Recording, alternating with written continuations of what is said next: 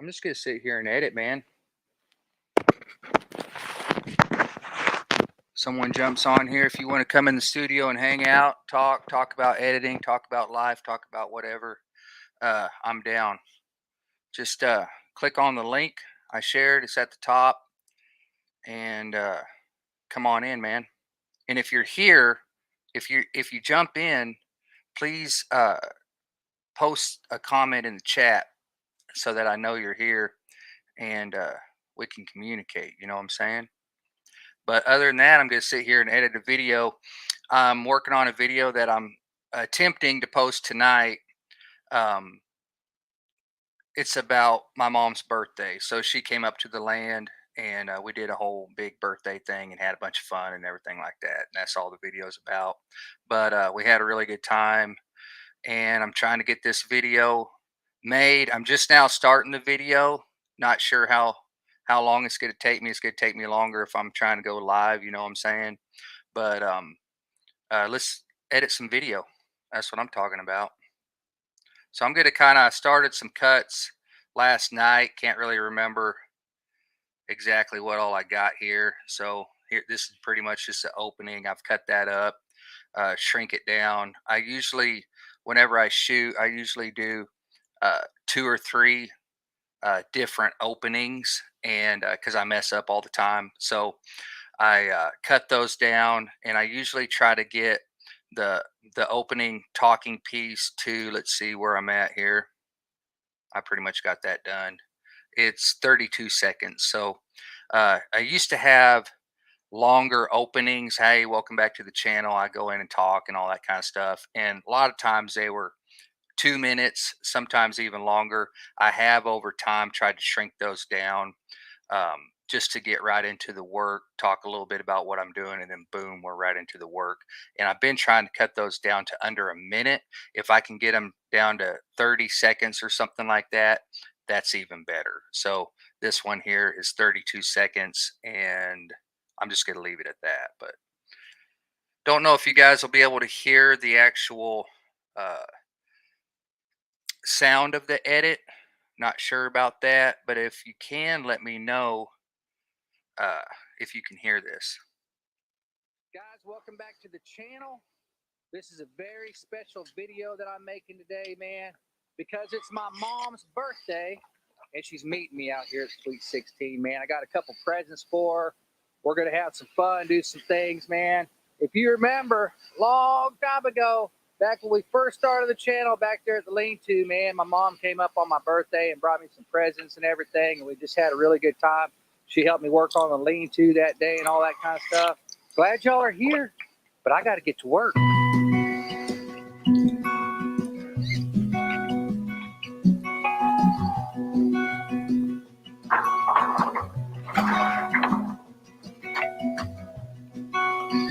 All right, I don't need this cut.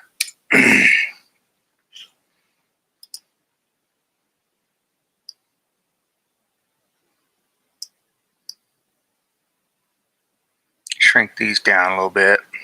I don't need them to be like, you can make them real big, but I don't do that. I like them about maybe right there. Okay, so on to the next cut. This cut here is 0327, so it's this cut right here. So I'm just going right on the next cut because obviously they're all in chronological order pretty much, unless I'm shooting B-roll, and sometimes B-roll will be at the end or the beginning, whatever. But yeah, for the most part, I shoot in order to make sense whenever I'm editing. It's just so much easier. I already know I'm not going to need any of this right here. So I'm going to go straight into action. I usually, one trick that I do in editing is I usually, if y'all notice, I'll usually always edit, make my cut on action. So I'm always going to be doing something whenever the cut starts. You know what I'm saying? Who do we got? 12 Stone Ranch. Hey, Byron. Good morning, man. Can you hear me okay? And also, I want to know, can you hear the actual sound from the edit? Okay, so let me play this and tell me if you can hear this. the music and all that. If you can't, I don't know how to fix that. It's no big deal if you can't. Okay, so I'm gonna cut that about right there. And if you guys want to jump on here, man, let me know. Okay, you can hear it and see it. That's cool. That's kind of what I wanted. Had to go in quick time and kind of adjust my settings in that and the sound and stuff like that in my preferences. And I wasn't sure if I got it right. So that's good. Mick 2, what's up, man? Good morning. You hear it loud and clear. Awesome. Um, where are you from? Mick 2, tell me where you're from, man. I already know where Byron's from. Okay, that's long enough. Another thing that I do whenever I edit, I got a 7-second rule.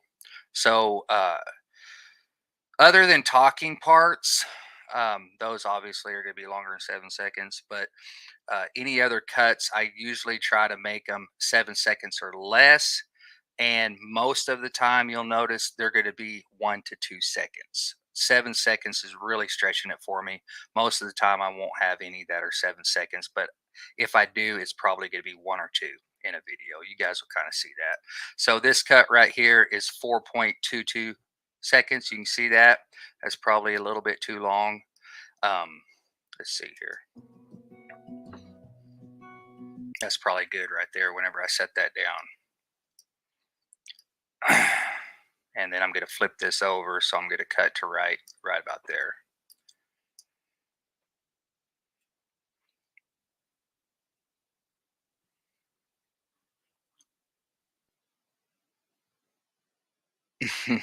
We're at in California, man. I'm from California originally.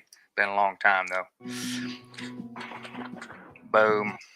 All right, so that's probably good right there. And you guys can see this cut right here is only 2 seconds long. Probably telling y'all stuff you already know, but this video is going to live on my channel. So if you guys already know this stuff, awesome. If you don't, it's for people that don't know, you know what I'm saying? Now this right here is, you can kind of tell the music that I got. It's not very fast paced music, so I'm not going to do like a lot of speeding up on this because I do edit to the music. And if I speed this up, let me kind of show you right here. Let's just go 20 times speed, which brings that down to 16 seconds. Obviously I want to post this 16 seconds, so I'm going to change this to about an 8. That's going to have to render for a minute because it is shrinking it down big time. That's 8,000 times. That's a lot. It's already rendered. That was fast.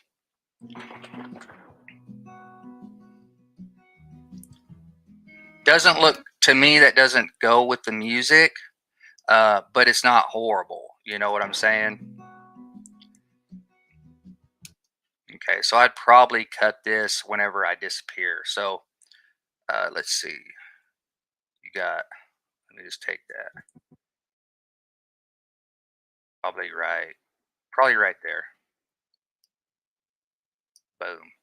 Okay, on to the next clip. I am going to leave that in. I might take it out later. I don't know. Just depends. Okay, now we're going to get right into what I'm doing here. Is kind of irrelevant to the edit, but I'm building this tiny house. Inland Empire area. Cool, man. My brother lives in San Diego, and that's where I was born and moved to Northern California. So whenever we moved back here to Arkansas, we moved here from Northern California. So what I'm doing here is just fixing some metal. I'm building this tiny house, and I'm using reclaimed metal that I pulled off from a different job, got for free. And it's got all the old nail holes in it. So I'm just patching the nail holes. That's what I'm doing. And this video is really about my mom's birthday, but I had a couple of hours before she got there. So I was just working on the metal, just doing mundane stuff. It's boring as hell, but I film everything when I'm out there. So my job, as a shooter and an editor, is to take mundane things and try to make it interesting. That's what that's how I spend my most of my life. So just try to make it as interesting as possible. And about the only way you're going to do that is with shooting techniques and editing techniques. Yeah, that's about all I want right there. I'm gonna speed this up just see how it looks. That's a 3 second. Let's see here. A lot of times too, um, I'll edit um, on 2000 speed because instead of having, let me just show you here. Instead of just having like this big long thing in my timeline, I mean, I can shrink this down too. I can do this, but I don't like to do that because I like to see the clips better. I usually edit about right here. But what I'll do that helps me speed up an edit is I'll edit with it on really fast. So 2000 speed, boom. That helps me streamline my edit because it's really fast, but it's not too fast that I can't really tell what's going on. So if I'm just scrolling on my timeline right here, even though it's super fast, that's where I'm gonna. I already know that's where I'm gonna want to cut it. So I'll shrink that down, and then I turn that big old long clip into a 2.11 second clip. If you can see that right there. So don't know if you can see it. I'm looking on the thing. Grilling Addiction with Nick. What's up, brother? How you doing, man? Glad you're here. What's everybody doing today, man? How do you even have time at 9 a.m. to even be on here? That's what I want to know. You guys already know, man. I wrote it up in my community post. I'm getting rained out, man. It's raining like crazy here in Arkansas. Rain's coming down in buckets, man. And woke up this morning trying. I was laying there in bed and I was like, all right, today's tiny house day and everything. Can't really tell you what I was going to do on tiny house because I'm still behind. But I was laying there and then all of a sudden I hear tink, tink, tink, tink, tink. I was like, oh my God, it's friggin' raining. But that's all right because I always got a backup plan. And my backup plan is to edit video anytime I'm getting rained out, man. I just jump in the lab and start up editing some video because I always got footage to edit, you know what I'm saying? So I'm just gonna kind of look at this. We're slowing it down, we're speeding up, and we're getting out of frame. So moving on to the next clip is just monotonous as heck. I'm just picking up metal and patching metal, man. That's all I'm doing. So one other thing that I do whenever I edit um, is to, if I'm doing something that's monotonous, which most of it's monotonous. I mean, all of this stuff I do in real time. It doesn't matter if I'm framing a wall, framing a roof, doing metal, whatever it is. It's all pretty much monotonous and it's slower than hell in real time. You know what I'm saying? I'm out there all day long. I built a couple walls. How do you make that interesting in an edit? And one of the things that I do is I speed up a lot and then when there's something significant, and I say significant, it might just be something like picking up a piece of metal or lifting up a wall or using my nail gun to shoot boards together or whatever. I will slow it down to normal speed for that one clip, 1 second, 2 second, and then maybe put another clip of maybe start lifting the wall up and then it's going to cut to another scene where I'm going to move the camera. A lot of time you guys probably already know that I do retakes all the time because I have to because I shoot by myself. Someday if I have a helper or intern or something, someone that can help me be a cameraman, it'll streamline my building process tremendously because I won't have to do things like lift a wall halfway up, put the wall down, move the camera around to the other side, and then finish lifting the wall. So that's the stuff that I do all the time out there, which makes the building process take me forever. All right, I'm going to read the chat. Luckily, we don't have too many people in here, man. I can actually kind of keep up with it. No, this is Nick. This is Final Cut Pro, man. I'm on Mac, and I do have Premiere, but I don't edit in Premiere. I love Final Cut. It's what I learned on, and it's just what I'm most efficient at.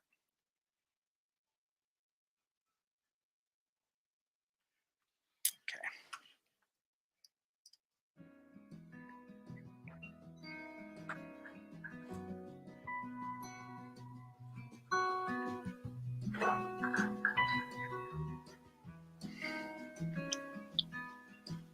All right, that's good. We'll cut it right there. I'm going to turn this to full view so that you guys can see the actual edit better.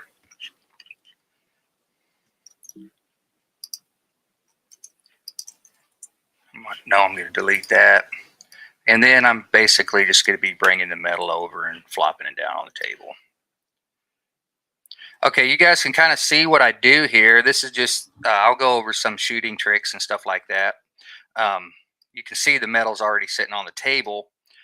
Why is the metal already sitting on the table? Because I had to move the camera. You know what I'm saying? Uh, yeah. Yeah, man, you have to just edit with what you're comfortable with and most efficient. You know what I mean? Unless you're editing and let me give you an example like you're editing in iMovie, okay? Because it came with your Mac and all that kind of stuff. Edit with what you're comfortable with, but when you get to where you want to up your editing game, you might need to advance to a different program because a lot of the free programs are limited on what you can do. You know what I'm saying?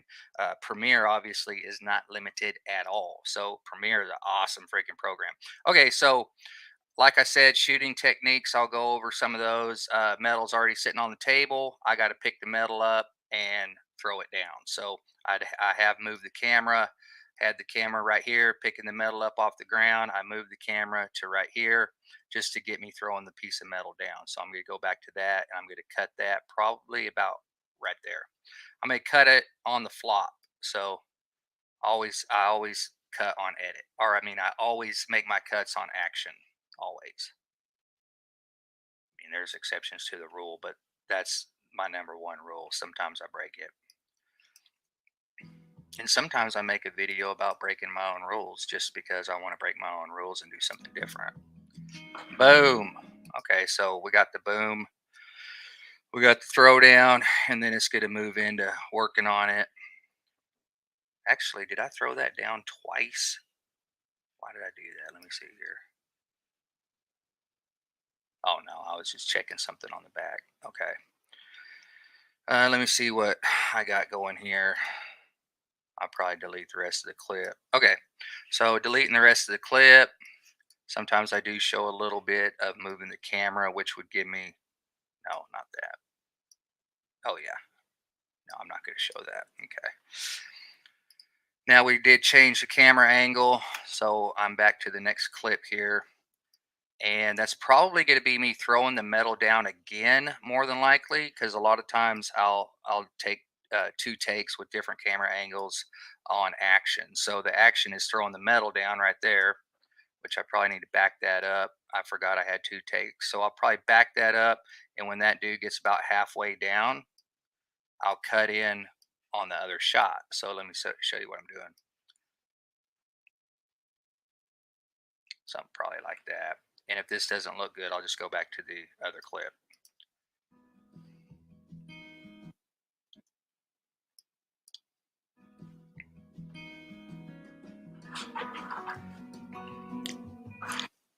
That looks like crap.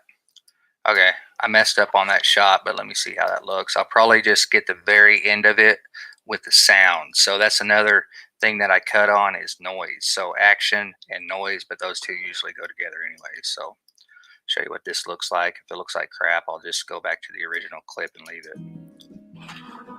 Nah, that doesn't look good. I messed up on the shooting, as you can see, unless I got a different one, which I think I might have flipped it. Okay, so as you can see right here, I kind of did a big flop down. Okay, you see that? Boom. And right here, it's not as smooth. So I usually, whenever I move the camera and try to continue the shot, which is just like a continuation of the same thing that I just did, I try to do it exactly the same, make sure my metal is going the same way. But you can see right here, I didn't do it. before I flopped it down differently. And this way I slid it and I kind of just turned and slid. So this isn't going to be any good for that. So I'm not going to do that part. I'll go straight into like kind of messing with the holes in the metal. So I just, whenever I edit, I just do whatever works out best. You know what I'm saying? Whenever, let's see here. Okay, right there. Just kind of do whatever makes the most sense.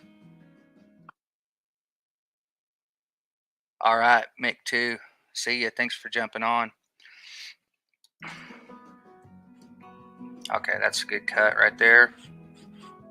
See how I'm big on audio, so whenever I'm shooting, I like those little noises and stuff like that. You know, I'm always kind of touching stuff and banging stuff and making that audio because that just uh, it just is better for the video and it adds action. It adds what I'm doing to it, and all those little sound effects. It keeps me from having to import sound effects if I just make the sound effects myself while I'm shooting. So just to kind of give you an idea, I'm not gonna when I'm shooting, I'm not gonna gently set this metal down.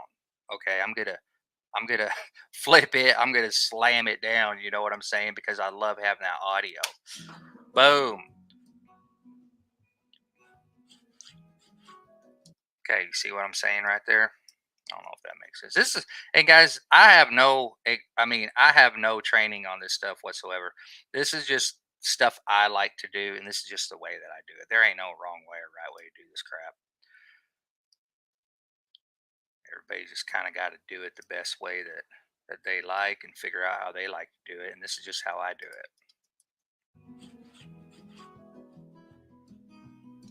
Okay. Now, you guys kind of see the gist of it. I'm just sort of playing with the metal, messing with the holes, taping them and stuff like that. Had to tape the holes on one side, flip them over so that I could add roofing cement to the back side. I don't know if that makes sense. So I did patch the metal twice on the back with black roof tar cement. Some of them I used a little bit of fiberglass tape, like on the bigger holes. I put fiberglass tape on the back, and then I put rubber cement on the back of that. Let that dry. Just laid them out, as you can kind of see in the background. I got them all laid out on the ground. Just laid them out in the sun, dry out for a few days until I get there next time. And then I patched the top with 50-year clear silicone exterior.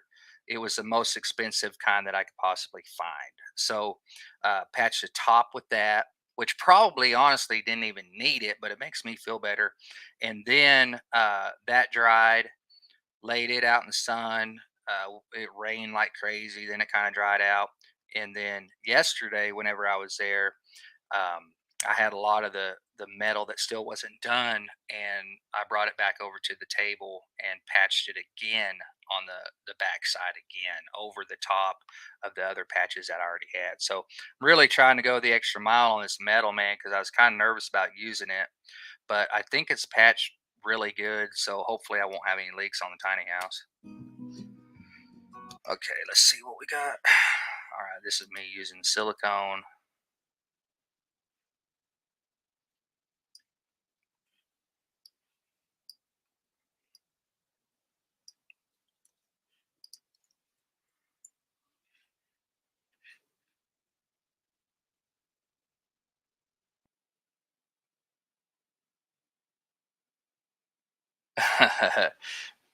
Thanks, Nick. I appreciate that, man.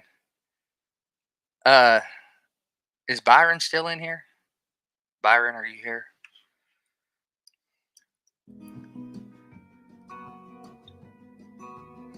Yeah, and Nick, I do a lot of that stuff, man. It's very intentional. Whenever I shoot, like my shots are really intentional. I don't write. I don't really write screenplays for my normal videos. Whenever I'm doing a big premiere video, I have a list like on my phone, big long list of ideas. I don't calculate each shot or anything like that. But if it is a specific shot, I'll write that down in my notes so that I don't forget how to do it, or that I don't forget to do it. And I know you watched Hey Byron. Hey Byron, are you off work today? I was just wondering what's up. Uh Nick, if you remember, um like the the scene where I'm in the camper trailer and we watched the video together on the TV in the camper trailer, like that was all, all that whole thing was completely planned out. You know what I'm saying? So I'll plan out that scene in the last premiere video. I kind of did a skit where I was in the um, hammock. If you remember, if you watch that one, and I couldn't do that again. I'm not ever going to do the same thing twice, not on a big video. And so I was trying to think of what I would do and everything. I was like, camper trailer sitting right there. We'll do the camper trailer. So that's kind of when I had the idea for that. But interesting fact is the watching the premiere together on the TV that was in the tiny camper. I didn't come up with that idea until I got in there and started cleaning. And then I saw the TV and I was like, I bet I could pull this off. You know what I'm saying?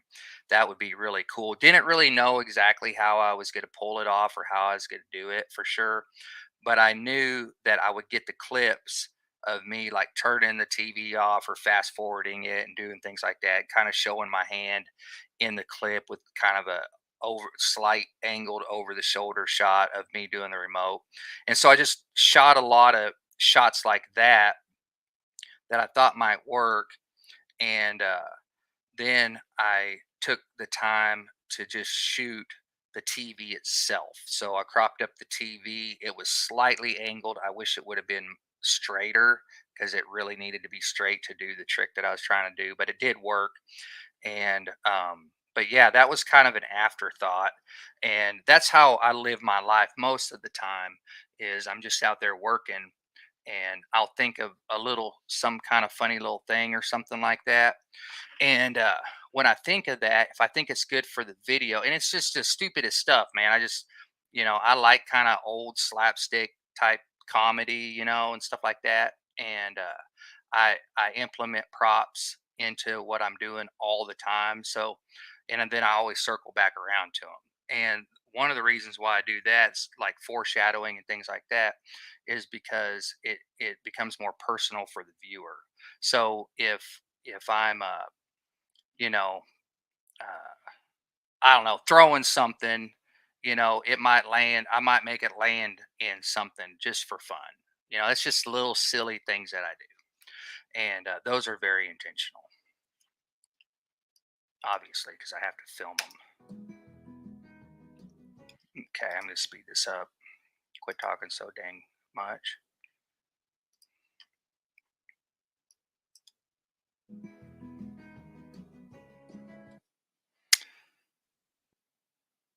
Yeah, clone trick.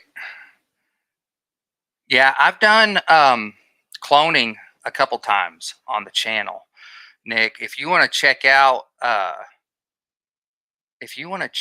out, hang on, let me pull that up. That's really fun because I've got a skit that I wrote that the whole thing is pretty much cloning. And I've got that on my phone to make that video for probably a premiere. And it's going to be great. So I can't wait to see yours, man. Yeah, the cigar. That was fun, except it was killing me, man. I was having to puff on that cigar for those shots and everything. I'm not. I ain't a cigar smoker, man. I'm not. I was dying, dude. But I wanted, since it was a special video, I wanted to talk about making it to the top, which I finally made it or whatever. Which it was all a complete joke. You know what I'm saying? But I made it because I had a turkey named after me. That's all I made it. And so I just thought, how could I make this funny and what represents being on the top? So I kind of take an idea. That's generally how my brain works is I take an idea and then I think what can I add to it to make the idea better. Does that make sense? So if I'm like if I'm kind of running through the opening in my mind, like, guys, I finally made it to the top. I'm out there, I'm doing this or whatever. And I'm thinking about the opening, and I'm like, guys, I finally made it to the top and all this. And then I think, all right, that's good, but how can I make it better? Because I already knew I was going to do the talk about making it to the top. And if you want to make it on YouTube, you just got to try hard. You got to da da da post crap time. I already had all that written, but how could I make that better? And so I just thought of the cigar because when people make it to the top, like in movies and stuff. They kick back, they got a big fat cigar. Cigar kind of sometimes can represent making it to the top. So that's what the whole cigar thing was about. It's just stupid, but it is stupid, but it's kind of funny.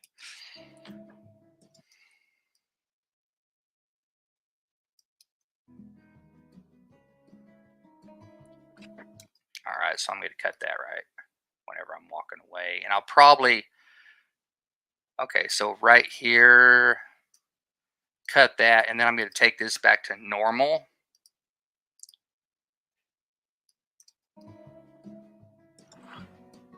and then go out of frame. Okay, that's out of frame enough. That's another thing I do whenever I shoot is and I want y'all to know too, shooting is just as important as editing. Like, you have to shoot the video the right way to get the best edit. So when I'm out there shooting, I'm always thinking about the edit. You know what I'm saying? And I know you guys do too, but it's extremely important. If you're just shooting random shots and don't really have a plan, don't really, and then you get in the editing booth and you're like, all right, I just got to figure out how to put this together, makes your editing way harder. You know what I mean? So my shots are very intentional. They're in chronological order. Whenever I shoot B-roll, most of the time, not always, and I'll tell you the exception to the rule, but most of the time, whenever I shoot B-roll, um, B-roll is going to get stacked, on top of my normal video, which is camera or which is shot number A. B-roll is going to be B, right? Secondary. That's going to get laid over shot A. Basically, is the same thing as L cut, and where I have the talking part or whatever. What I'll do is if okay, I'll take the premiere for instance. I'm out there shooting, and if y'all remember on the last premiere, I'm like, I finally made it to the top, the tiny house, the lean-to, getting the camper trailer moved over here with the new little campsite, the Viking pit, the other Viking pit. That's also how I say it with that pause. So that's the shooting technique too. Is the pause is everything. I want y'all to know that because that is an editing trick, but it's also a shooting trick to make your editing better. So I knew that I was going to overlay B-roll and show the tiny house, show the lean-to, show the pop-up, show the Viking pit, show the other Viking pit. I already knew I was going to show all that in B-roll, which I was just going to use footage from my other videos to do that. That's what I did. And so saying it slower with that pause gives me enough time to put like a little 1 second or maybe a 2 second clip of b-roll. If I'm out there and I'm just like talking straight to the camera and I'm like, hey guys, I made it, like the tiny house, the lean-to, the Viking pit, blah blah blah blah, and I'm just kind of talking straight to the camera and doing that, it doesn't work as good at all. You don't have no time for to lay your B-roll over. So you have to be thinking about the edit all the time. Jesus is Lord. Good morning. Good morning. No biscuits and bacon here. I wish I had some. You know what I'm saying? Maybe you can make me some. You know what I'm saying?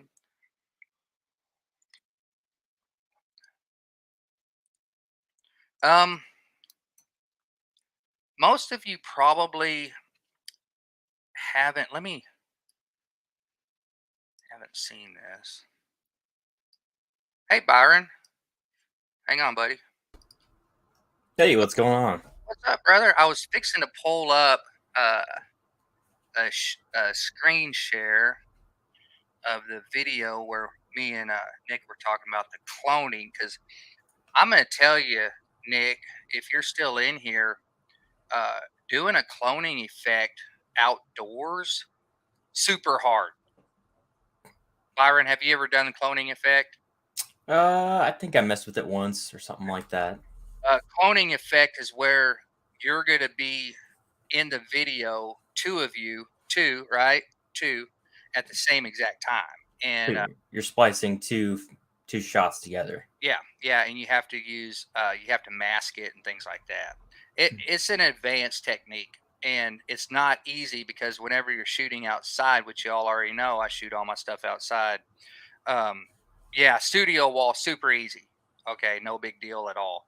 A lot of people do skits. I know I've seen like Jared Crocker do skits, where he's got the mask on, and he does a lot of just going back and forth. It's like Jared, and it's like that's super easy. That's not the same thing as cloning effect, obviously. That's just two personality skit. And but the cloning effect when you're doing it outside is so hard, man.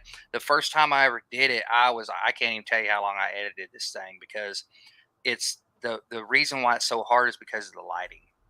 And you set your camera up static, obviously means you put it on tripod, boom, and you shoot the one scene. Okay, you shoot the one scene. You have to remember to not walk past the halfway point.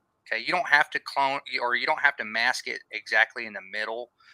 You can have like a jagged mask that kind of goes like that, but you just don't want to step over the boundary of where your other self is going to be walking in.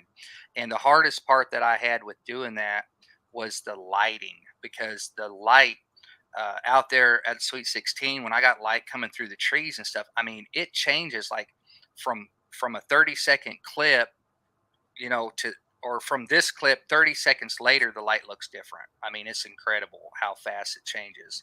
And it was super, super hard. And I did it twice and I haven't done it again. But I'm going to pull that up while we're just sitting here and see if I can find that. And Byron, I'm sorry. I'm going to give you the floor for a second while I'm doing this. No, you're good. Just wanted to hop in here because you were asking about me. I was assuming you wanted me to come up for a bit. Come on, brother. Yeah. So thought I'd take a 15-minute break from work here. Come up and say hello. Do you just work from home? Mm-hmm. Okay. Yep. Awesome, dude. Yep. Work from home about half of the time. Oh my gosh, I hate this. How long have you been using Premiere Pro? I don't use Premiere Pro. I use Final Cut. Final Cut. Sorry. Yeah. Yeah. I meant to say, what was it?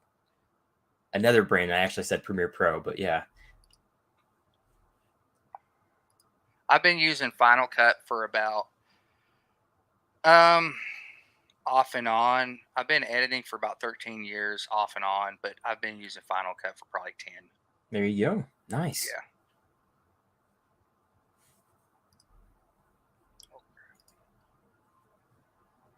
What do you use?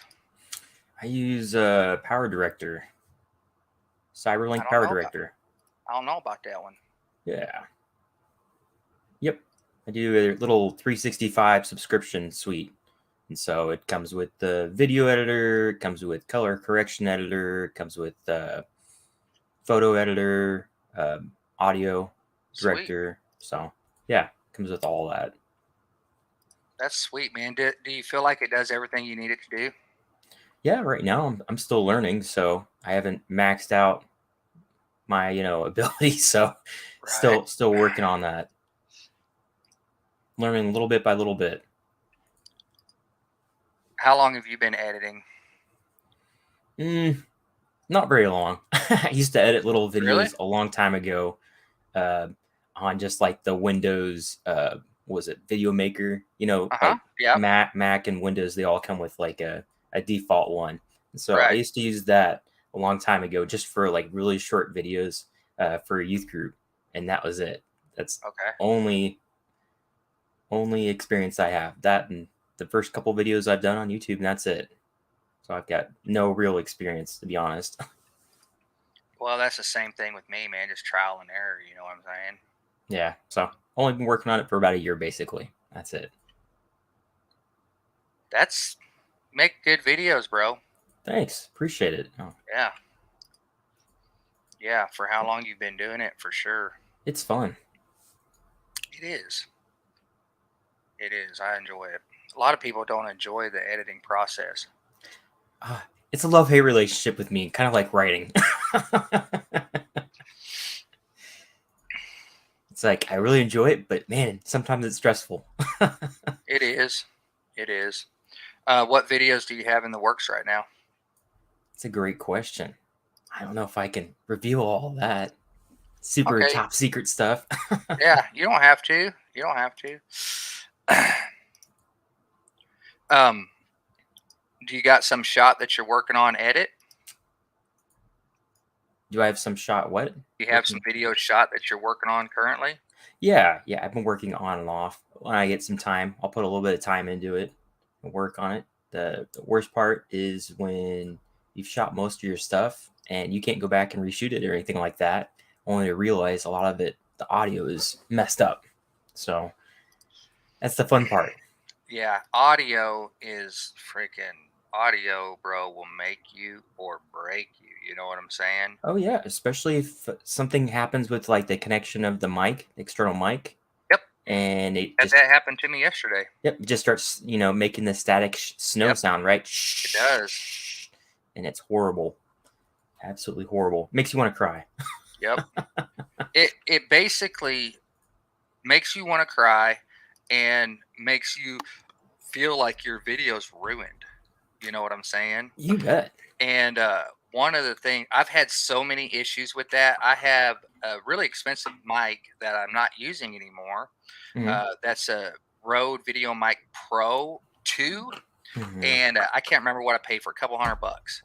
And I went from the Rode Video Mic Pro, which runs off of the power from the camera itself, so it does not have its own battery. Does that make sense? Hmm. And the Video Mic Pro has its own battery. And the mistake that I would make is I would forget about it, and I would not charge the mic battery, and I'd be out there talking, man, just spilling all the beans, uh, doing all the stuff, and I would get back to the edit, and I would be like, dude, like I would Yeah. have no audio. So now I'm like, I've done two things. I went back to my original mic that just runs off the camera battery itself, and I could not hardly tell the difference on the audio. I'm like, this sounds almost exactly just as good.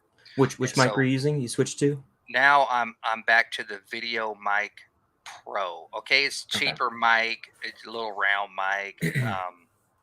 Uh, it's not an expensive mic, but it sounds fine. And the way that I shoot, I always have the camera in my face, so it's perfect for that because it's going to pick up my audio just fine. Yeah. And but I still have that other mic, and which is really good. I also have about a 25-foot cord for that mic, which allows me to hook that in to my big camera, and then also install that mic on a boom if I needed to shoot like an interview or something. I can Yeah. set it up on a stand and use that mic. Just got to remember to charge the daggum battery. There's nothing wrong with the mic. It's just me. There's something wrong with me. You know what I'm saying? And Yeah. I've got so many things all the time that I try to remember. And what I really need to do, and I haven't even thought about it until now, is I need to buy another battery for that mic and just keep one on the charger all the time. And then I won't have the problem. And then the second thing that I do is if I'm doing an important talking point, after I'm done, I stop and I push play on the clip and I listen to the audio just to make sure I have audio. I don't listen to the whole thing. I just make sure, okay, I can hear sound. Okay, I'm good. And then Yep. I move on to the next thing. And I didn't used to do that, but but yeah, it's helped me out tremendously, just alleviating audio problems. Now, I did Yep. have some problems the other day with the static, like what you were talking about. Kind of sounds like white noise coming in, not wind, Oh but yeah. just like, It's like having a and short in a cable almost. yeah, yeah, exactly. And so I uh, figured out that I didn't have the mic plugged in all the way. It was Yep. driving me crazy because I was trying it out on my new camera, and brand new camera. First day was just the other day, and it was driving me crazy because I'm going through all my settings. I'm like, this new camera, I can't get any audio. Like, I mean, I was checking it out for probably like 10 minutes, flipping through settings and everything. And then I just realized the daggone mic wasn't plugged in all the way, because it's kind of like that mic's kind of like a 2-click deal. You Mm-hmm. know, it's kind of clicks and then there's another click and then it's all the way in. And I Yep. didn't have it all the way in. You know what I'm saying? Oh yeah.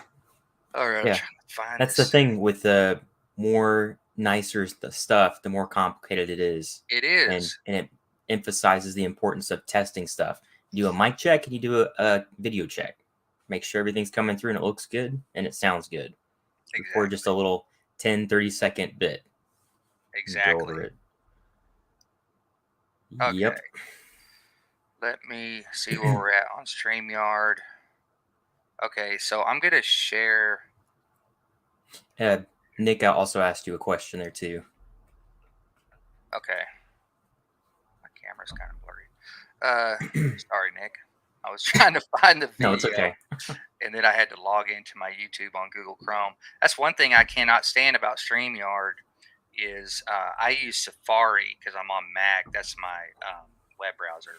And that's what I got all my passwords in. That's just what I've always used. So it's the easiest thing for me to use. StreamYard does not work with Safari, which I don't understand. I mean, it's Mac's default, but it just doesn't work. So I have to, every time I go on StreamYard, I got to do Google Chrome, and then I got to sign into everything, and it's just a whole big pain in the butt.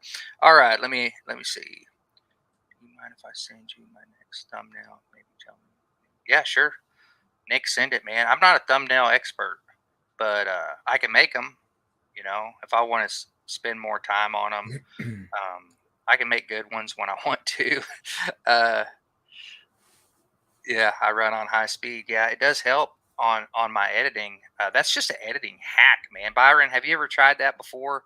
Is when you edit, put your clip on high speed and then edit at a faster rate of speed. Does that I make have sense? not. Yeah, try that. That might help you out because if you take your clip and then make it high speed, say 8 times normal or whatever, then it shrinks your clip down, and then you can just scroll through it really quick until you get to that one spot where you already know you're going to cut, and you don't have to sit there and look at all the other crap. Does that make sense? So it does streamline your editing process somewhat. All right, let me see if I can get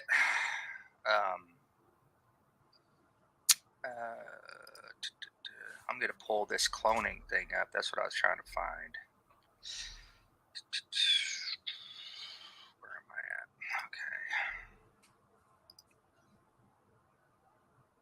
at? Okay. He put another message down there. I don't know if you saw it in the comment.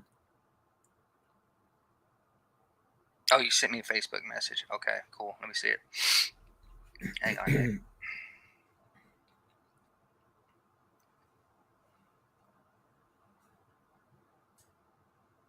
Nick Long. All right. Tap to see blurred image. I've never seen that before. Cool. Why you need my help, brother? That looks awesome, man. Beef ribs. That looks great, man. I love the glow. I love the yellow glow. It's corresponding with the ribs.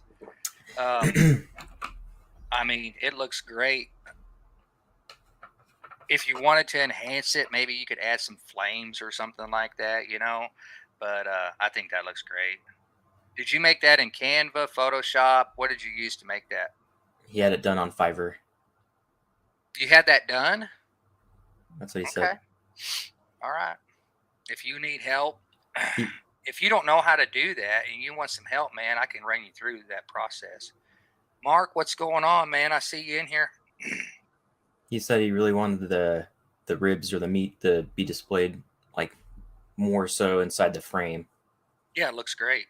He wanted it zoomed in a little bit more, I guess. That's a hell of a.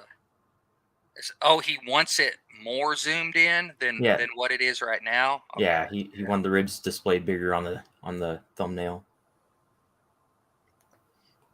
Mark, what's going on, man? Thanks for joining in. How are you? Oh, all right. You know, it's a day of love and joy. So, what are you up to today? Oh, not too much. I seen you were live. I was like, oh, well, don't see that too often, so I jump No, over here. I I see don't. Byron's here, kicking it with you, so. So Right on. Right on, man. Are you off work today or what? Yeah, I haven't worked in a while. Okay. I mean, I don't know how much you follow my channel or whatever, but I picked yours up, I don't know, a month or two ago. I don't remember exactly, but, Well, thank you. you know, me and my daughter lost our tiny home in a fire November 26th. So, I'm sorry to hear that, man. yeah, it was just everything we had was in there, you know, so. What happened, if you don't mind me asking? The fire department says it was probably the electric radiant heater that was in the wall. I had which is like a baseboard heater. Yeah. I had the mini split, but I wanted something for backup in case the mini split Yeah, quit. sure. Being in New York, sometimes they, as cold as it gets, the mini splits don't want to work at 100% capacity. because the So heat I pump. wanted that backup. So they're saying that was the only thing on that wire started because it burnt all the floor joists and everything. So I don't know if that's exactly what it was, but that's what they're assuming. So Sorry to hear now that, it's man. just a matter of trying to get money around and rebuild or something to get a roof over our heads again. But my girlfriend was kind enough to get me a round trip ticket and have me come out to Arizona and spend 2 months with her. So get me away from the cold and get away from the devastation, I'm sorry to hear that, man. Yeah. I really am. How big was your tiny house? 10 by 30. Okay. And then I had a loft on both ends of it with a Okay. catwalk going across the center. Did you build that, or did you have that? Did you buy like a shed and convert it? No, me and my daughter started out living in a carport for 6 months while we were building it, and then we were able to get it insulated and have electric in there, and we moved in. And then we just kind of finished it out little at a time as we went along. Got the bathroom done, that was priority. And then we just, every month if I had an extra $50, we put into it. I got you. So, Well, I'm sorry to hear that, man. thanks, I appreciate it. What's the plan moving forward? I don't really know right now. It's I'm kind of in that spot of I don't know where the funds stand. Right. We're trying to raise money. I've only got a couple $1,000s raised right now, so I don't know where I stand because the price of things are just so expensive. You're not. Um, You're not joking on that.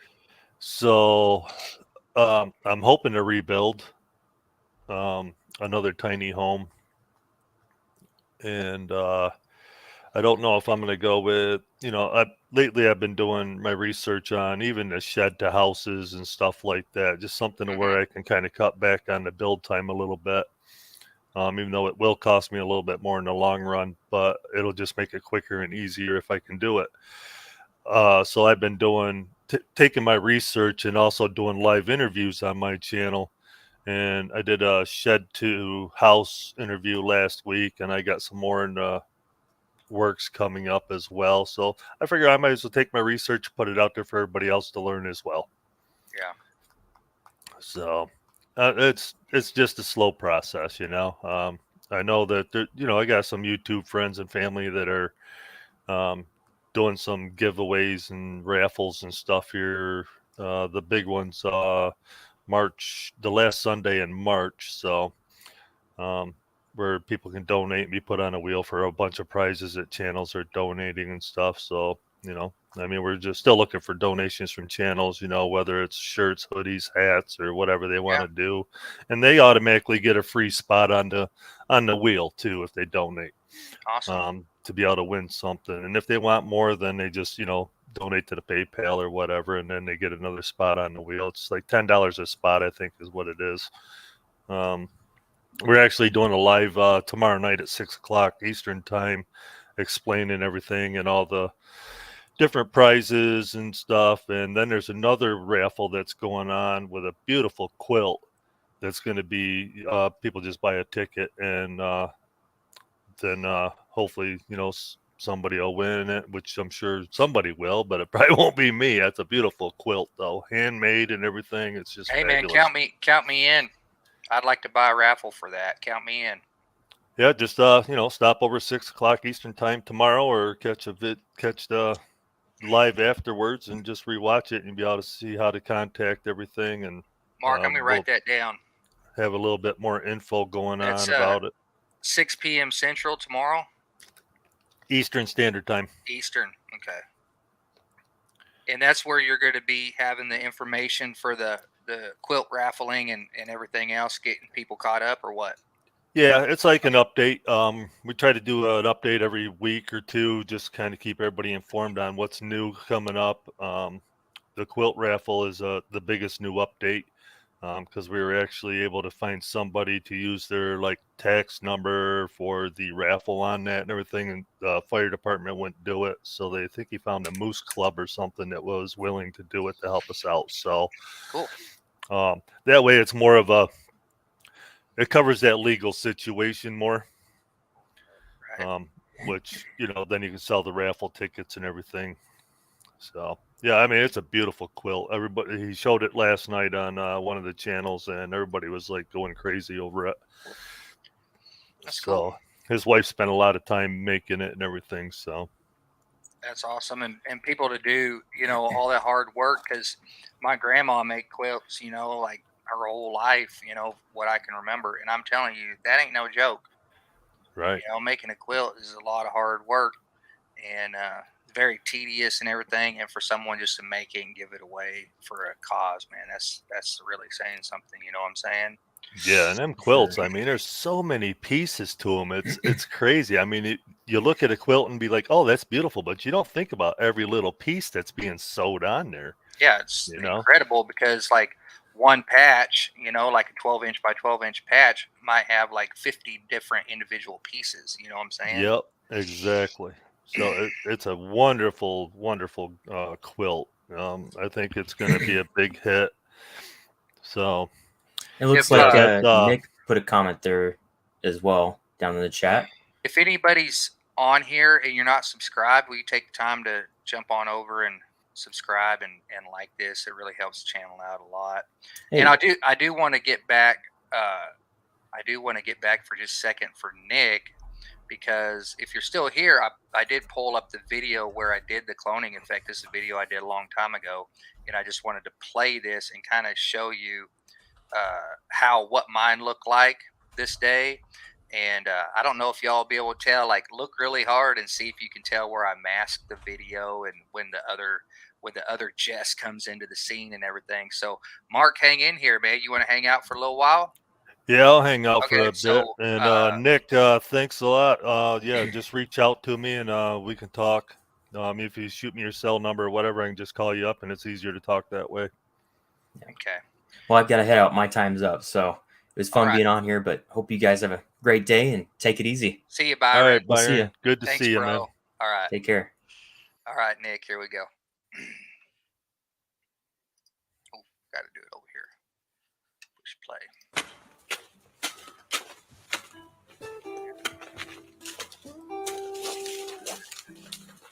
Good job, and I'm just kind of breaking up the ice. And then you'll see the other me coming into frame, coming back from behind the truck. You can see my legs back there. So I knew that I needed to stay on half of the screen, and so the other me can come in on the other half. But luckily in this I had clouds, so I didn't have a whole lot of sun coming in. That's really cool. There's two I of would you. totally do this differently now. This was the first time I ever did cloning, and I was just kind of trying to learn how to do it. And if you look right here, I did a cross dissolve on the Jess on the right. The reason why I did that was because my arm crossed. I think it's because my arm crossed over the mask. I would not do that nowadays, but this was kind of right in there. Somehow in there, I screwed that up, so I had to kind of just do something different to make it all work.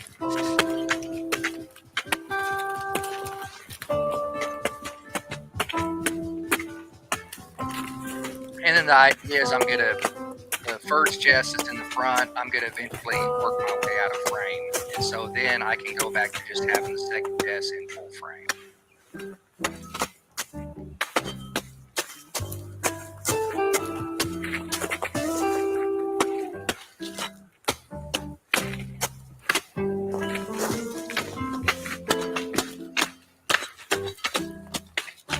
And that's really on, and then you can see I came back in again over there on the right. So I used my truck to come in from. And I think that's it for the cloning effect. Okay. And I did that on another video also, but I can't remember the title of that video. It was something whenever I was working on lean-to. I can't remember what it was. But I am going to try this again, try to do it better next time, because I do have a skit written that's going to require me to have another person. That's just going to be myself, but as a character. And I'm going to do that video someday. Just don't know when. Let me turn this off, guys.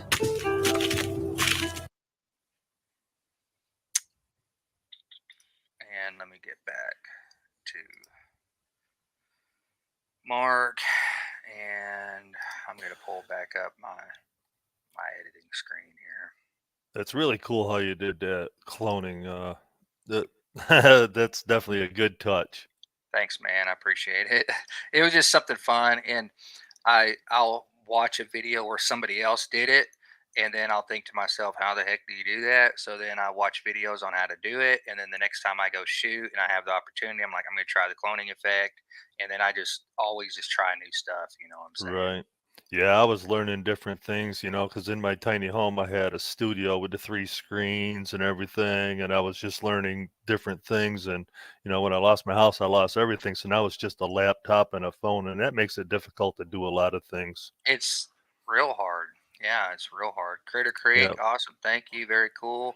Gene, thank you for being here. Glad you guys are here. Yeah, and let me know too where y'all are from. All right, Critter Creek, where you from? Um, thanks, Nick. Yeah, that was Nick. That was the first time I ever did that.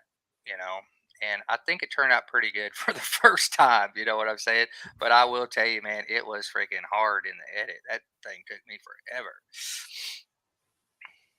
Yeah, and a lot of times people want the editing to just go kind of quick and simple, you know, Yeah. but there's certain things that are just really difficult and it takes too much time. And that's why a lot of people don't do stuff like that. They're like, nah, I ain't got the time for all that. Yeah, and a lot of it, more advanced editing techniques, a lot of it's just impossible to do on a phone. You know, the Yeah. software is not there to do it. You know, but if I will say this, and I am going to make a video about this on the new channel. So I am starting a new channel. We're at in Oklahoma, Critter Creek. I am making a new channel that's launching March 7th, and it's just me. It's just Jess. That's the name of the channel. And I'm going to have shooting, editing techniques, vlogging, stuff, videos that I want to make other than what I do on Tree Haven. You know, so that's what it's going to be about. And I am going to make a video on there shooting on my phone. And so the one thing that I was going to say, Mark, is if you do just have your phone, it helps if you're going to make a video on your phone, you're going to shoot on your phone, to be more intentional with your shots on your phone. You know what I mean? Because when you're just dealing with this and everything's real small and stuff like that, having your shots very specific and short is going to help you on that edit, to not having to sit there and rummage through all kinds of stuff. You know, if your shots are directly in order, because that's going to save it to your photo gallery, then you're going to have to import that into your edit, and it's going to be a lot easier if you have very intentional shots where you're not just dragging in like all kinds of stuff. Plus video file sizes are a lot to deal with for a phone. Right. And so Exactly. the shorter and more intentional your clips are, the better. You know, and delete clips when you're shooting. Delete clips that suck, or that don't make sense, or they're not cropped up properly, or composed properly. If you're like, oh yeah, that one sucks, and I'm gonna move my camera and do this shot differently from this angle because this angle is gonna Right. be better. Delete the one before. Delete it. Just get it off your phone. That that way, excuse me. That way, when you import to your phone editor, it's only the exact clips you want. Does that make sense? So that might Yeah. help you out uh, editing on your Yeah. I'm phone. still You know learning what I all mean? that stuff. Tiny I had Farm Nuggets, what's up? a friend that always did everything. All I had to do was ship it, send it to him, and that through the something box, and then he would do it Yeah, on his Dropbox. Dropbox. Yeah, Yeah, that's what it is. Oh, all right. See you later, Nick. Yeah, just shoot me an email. Shoot me your number, and we could talk on the phone. It makes it a lot easier than back and forth emails. yeah, You have a Dropbox. good day, though. Is Nick getting out of here? Yeah, he All says right, I Nick. got to get to work, guys. Awesome Peace, hanging with Nick. you guys. Hang out, man. Hang out sometime. I'll try to do more of these. I'm gonna do more of this stuff too whenever I launch a new channel. So this type of stuff will be on the other channel. It will not be on Tree Haven. But I have been trying out some things on the Tree Haven channel to kind of introduce people to what I'm going to be doing on the new Right. channel. Yeah. And I thought flat, about doing a new channel, but I was like, I'll just keep it all on one and just be yeah, done with it. it's definitely easier if you just keep it all on one. You know what I mean? Yeah. And it's like a lot of times when I do my videos, it's like I use the tripod and then I have to send everything over to my buddy to do everything for me, because it's easier because he knows how to do it so fast. But there's times my daughter's running my camera, so my 10-year-old, she does the camera, she does the Yeah. panning with it and everything. I mean, she's great for 10 years old. I have a And 10-year-old daughter too, and she's ate up with editing, and that's kind of funny. yeah, She loves that's that. shooting. I told my daughter, I said the same. I told her one day, I said, "You keep editing your videos like you do, you're going to end up doing all mine." Right, right.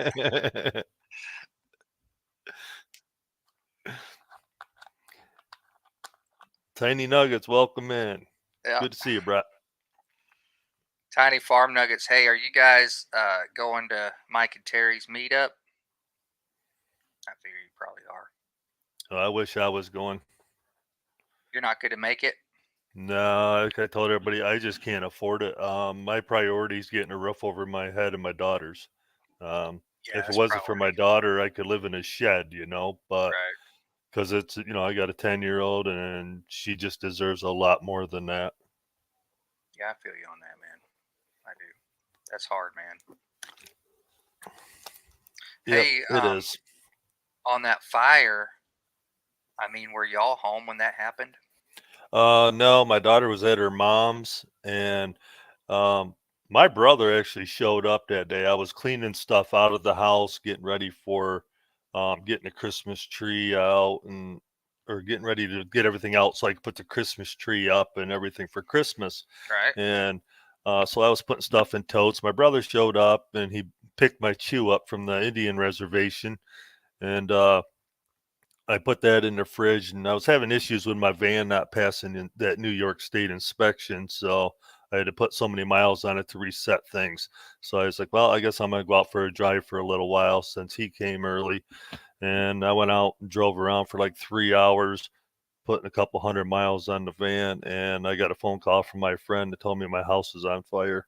Hmm. And I said, man, I'm 10 minutes from home. I said, I'll be right there. And I got there and it was about gone. I was like, and it just being a tiny home, it don't take long for it to disappear. It's like setting a match to a shed. It don't take long for it to burn down compared to a full blown house. Right. Yeah, So full it blown was, house. Sometimes they can catch it. Maybe you lose the kitchen or a bedroom or yep, whatever, but you might not lose the whole entire house. You know what I'm saying? yep, exactly. And I tell everybody all the time, I wish I was there because I would have caught it. I didn't smell anything before I left. My brother didn't smell anything when he was there, and he smells everything. Um, if you got, if you made tuna fish that day and you threw the can in the garbage, he would walk in your house and smell it. Right. Even if it sat there from yesterday, he's just Got got the one of nose of those a noses. bloodhound. Yeah. Yeah, exactly. Um, but no, neither one of us smelled anything, so there was like no concern or anything. And if I was there, I probably would have caught it and been able to save my house. But Yeah. then again, I probably could have been hurt too. But I'm True. just glad that we weren't there and we were live and things can be replaced. And Right. my daughter, being 10 years old, she's very smart and kind. And she's like, well, that's right, Daddy. We got our lives. We can replace everything else. Yeah. And when I came out to Arizona to be with my girlfriend for a while, she told me, she's like, Daddy, you just need to get away because I see that you're pretty stressed out. I mean, not many 10-year-olds do that, Right. Yeah. I mean, She seems very in tune to yeah, like what life is really all about and the importance of life and recognizing yeah, that you're stressed out and recognizing, someday the tiny house fire disaster will be a blip on the radar. yeah, You'll get everything back together and you'll have a new house and someday you and your daughter will be talking about it and it'll be a distant yep, past memory. You know what I yes. mean? I mean, But she helped it's me hard. build the last one. So, Well, are you planning on build when you get up enough money? Are your ideas to build another one, or yeah, do you think you might do the shed conversion? Because I did hear what you said earlier, and sometimes you know um, buying that shed and having that starting point makes things go so much quicker, especially with the owner finance stuff. You can make a little yeah, payment, and it helps you move things along quicker. yeah. I'm trying to avoid the payment because I'm actually still paying on a personal loan from my windows and my doors and everything that was already in my tiny. So that's Oh a hundred. gosh, That puts me $160 in the hole every month for the next 3 years. yeah, So, that puts me in a difficult situation when I only live on $1,100 a month. yeah, Um, money's tight. so, like I said, we were building as we could. And now it's like, you know, I don't want to have to go through that whole process again. If I can get a lot of it already taken care of, then and just finish it out, I'd rather do that route. Right. Yes, it will cost me a little bit more, but at least I know the time frame and everything will go a little faster and be able to get in there quicker. Right. Um, Mark, I'm gonna get back to the edit. You're stay in the studio if you want, but I am gonna work on this edit because I'm gonna try to post this video tonight. You know what I'm saying? And that's Right. gonna take me a little while to get that done. And All right, yeah, I'll let you get back to doing what you're doing. I'll jump down and go see what else is going on let me YouTube. If ask you there ain't one nothing question. going on, I'll get myself in the shower and get cleaned up for the day. Let me ask you one question before you Yep, go. go ahead. Ask anything you need. On tomorrow at 6 p.m. Eastern, that's going to be on your channel, Little Ridge Farm, right? Yep, yep. Okay. And you'll have the information for the raffling and the fundraisers and stuff like that. Yeah, I And actually posted the StreamYard show and everything in my community tab, so anybody can okay, go in there and hit the notification or whatever. okay. And all proceeds are going directly to you to help rebuild. Is that correct? Yeah, all the proceeds are coming directly to me, except I told the people that are doing it, because they were kind of worried about the shipping and stuff. I said, I'll take care of it. We'll raise what money we can and I'll send it to you and we'll take care of whatever shipping costs we need to, because I mean, it's still helping me either way I look at it. I don't want anybody putting more into it than they need to. Okay. Um, and then I'm not sure. I'll find out later about the raffle for the quilt if the moose is going to want a certain percentage of that, which is fine too. Right. Um, we're doing whatever we can to um, take care of the whole situation and everything, kind of help it out, help everybody out, make it easier and everything. Okay. Like, Well, like I said, I got a lot of friends that are helping out. I got the GoFundMe going, to PayPal, Cash App, Zelle. I everything, mean, people can send um, Home Depot cards, Lowe's cards, because that's where I buy all my all of that supplies and helps. Yeah. everything. There's different ways of helping and whatever's more comfortable. I mean, there's even an address where they can send a check to me, and it goes into my brother's savings account so that way it's in there and I didn't have to open one. He's like, I don't ever use it. He's like, just go ahead and put it in there. So that's what we did. Awesome. And none of that money gets touched. I don't use none of it for any purpose whatsoever. Um, all I use is whatever's in my checking account to cover my monthly expenses like I have been. I need every dollar I can to start rebuilding. Absolutely, man. And you're in New York, right? Yeah, I live in upstate New York, What but town? like I said, right now I'm in Arizona at my girlfriend's. Oh, you're in So, Arizona right now. What town yep. are you in New York? Watkins Glen.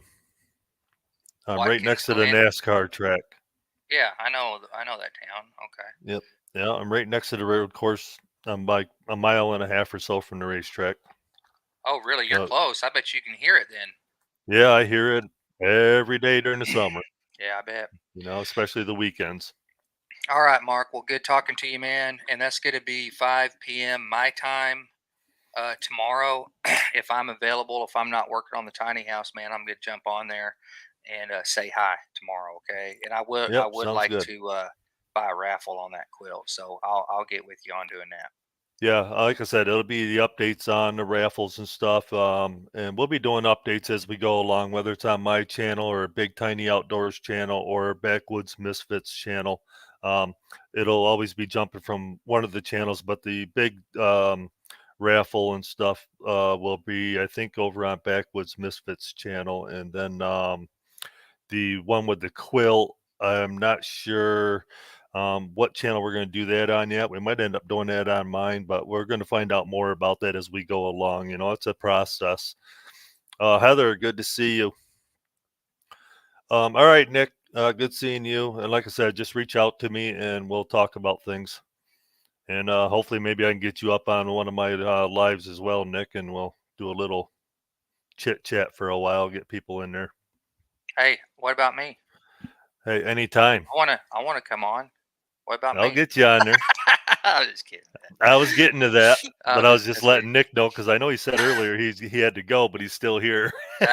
you. He's lurking, man. Nick, are you lurking? What's going on, man? I thought you were gone. What's up? Yeah, he probably does what I do. He'll listen, but he's busy doing something. But Yeah, then when he hears something, he'll chime in, and then go back to doing I what do he. the same thing too, man. On Wednesday night, family night and all that kind of stuff. Everybody's going live. I'm always editing on Wednesday night, and so I just turn my phone on and I sit there and hey, I'm editing, but I'm listening. You know what I'm saying? So we still Right. got work to do, right?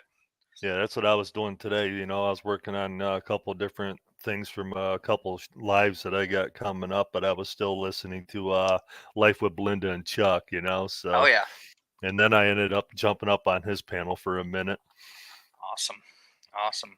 Tiny Well, Look, it says tiny working, farm, not not twerking. twerking. That Tiny guy, farm I'll tell you. nuggets, man. I tell you what, that's twerking champion of the world right there, man.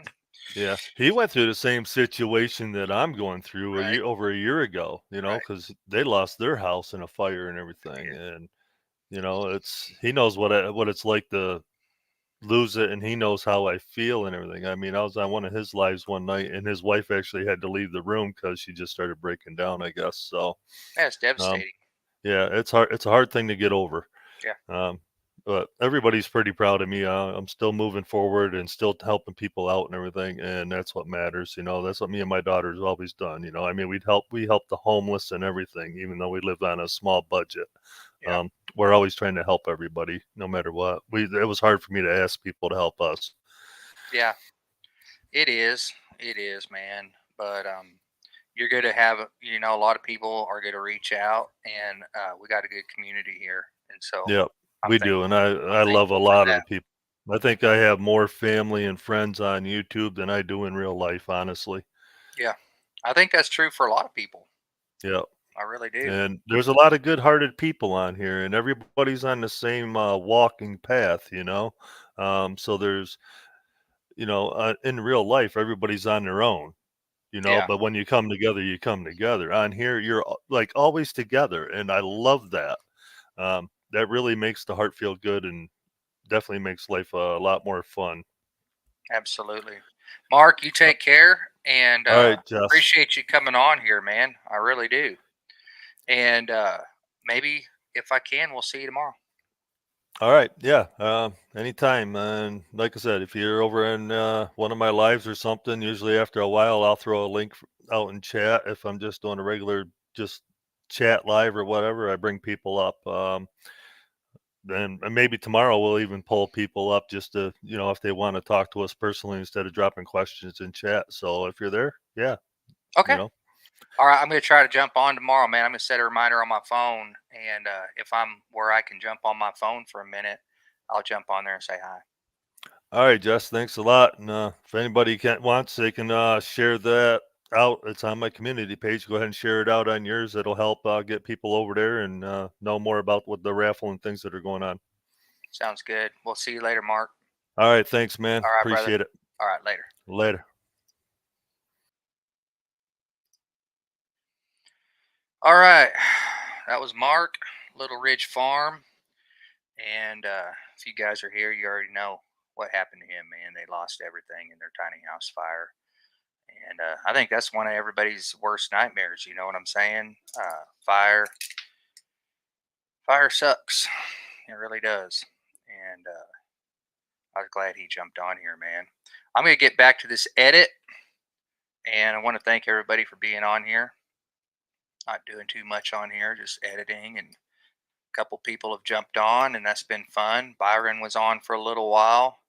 If you're in the chat right now, I want to say thanks for being here, man. I'm going to jump back on this edit. And if anybody has any questions about editing, that's what I'm doing. I'm here right now. So I'm editing. If you got a question about editing or shooting video or anything like that, post it up in the chat. And every now and again, you'll see me look like this. And that's what I'm doing. I'm looking at the chat, see if we got anybody new, see if anybody asks any questions or see what's going on. So other than that, I'm going to get back to the edit. And generally what I do if I'm live, which I haven't done this very many times, I think once or twice, but while I'm editing, I will be talking and I'll be explaining what I'm doing in the edit. So that way you can see what I'm doing on the cuts and everything, and I'll also be talking about it. So if you're still here and it's not too boring for you, hang in there. And if you got any questions, ask them up. So I'm going to go back kind of on my timeline and see where I was.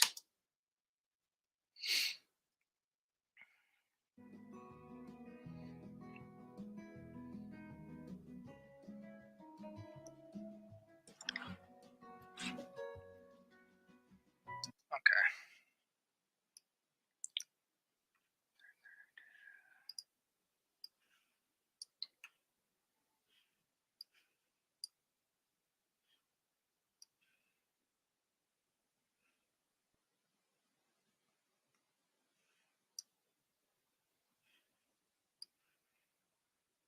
Okay. So if you're kind of new on here, if you weren't in earlier, whenever I was editing, I was kind of going through the clips and stuff like that.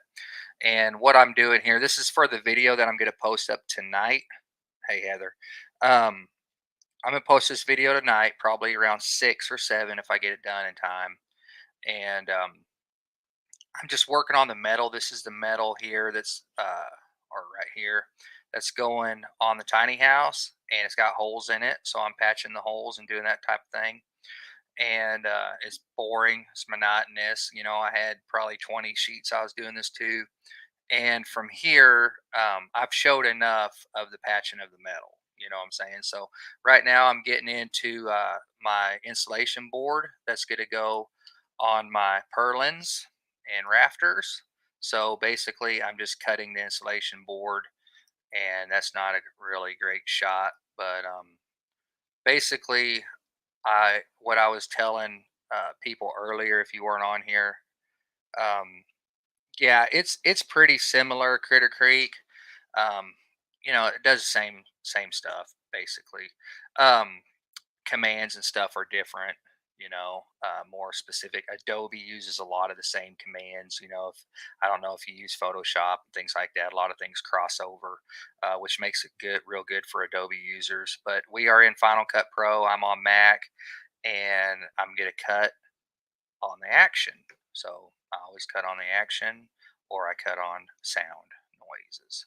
So right in here, I'll just show you the full clip. Okay, so this is the full clip.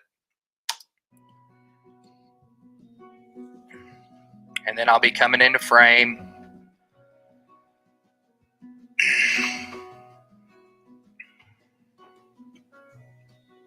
And then I'll show you where I make my cut.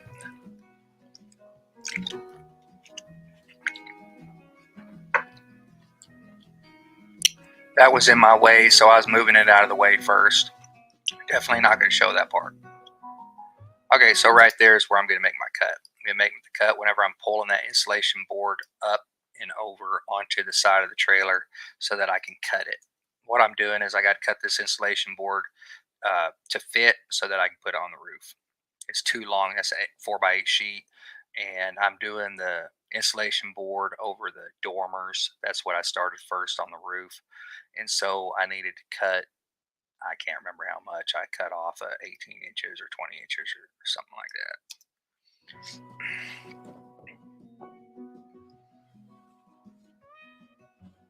Okay, that's long enough. And we're at a 5-second clip. That's about going to be about as long of a clip as I'll probably have, other than a talking point. And I might even shrink that one down to about 3 seconds. I'll show you another trick I do. So if I got a long clip, let's just say this clip is 7 seconds, okay? I don't know if y'all are like editing, if you even care about this stuff or not, but I'm just going to talk, and people that are watching later on or something, this will live on my channel. They can kind of see what I'm doing. So this clip is 6 seconds.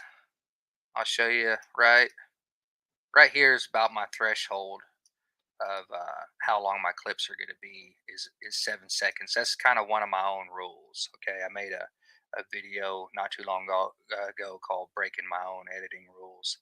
I did it completely different in that just because I want to do something different, but one of my editing rules is a 7-second rule. So you can see right here 7 seconds.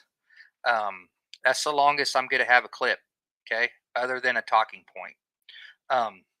But what I'll do sometimes in that, if I'm like, okay, 7 seconds, that's pushing the threshold, is I'll just cut out the middle. So, boom, pulling that up.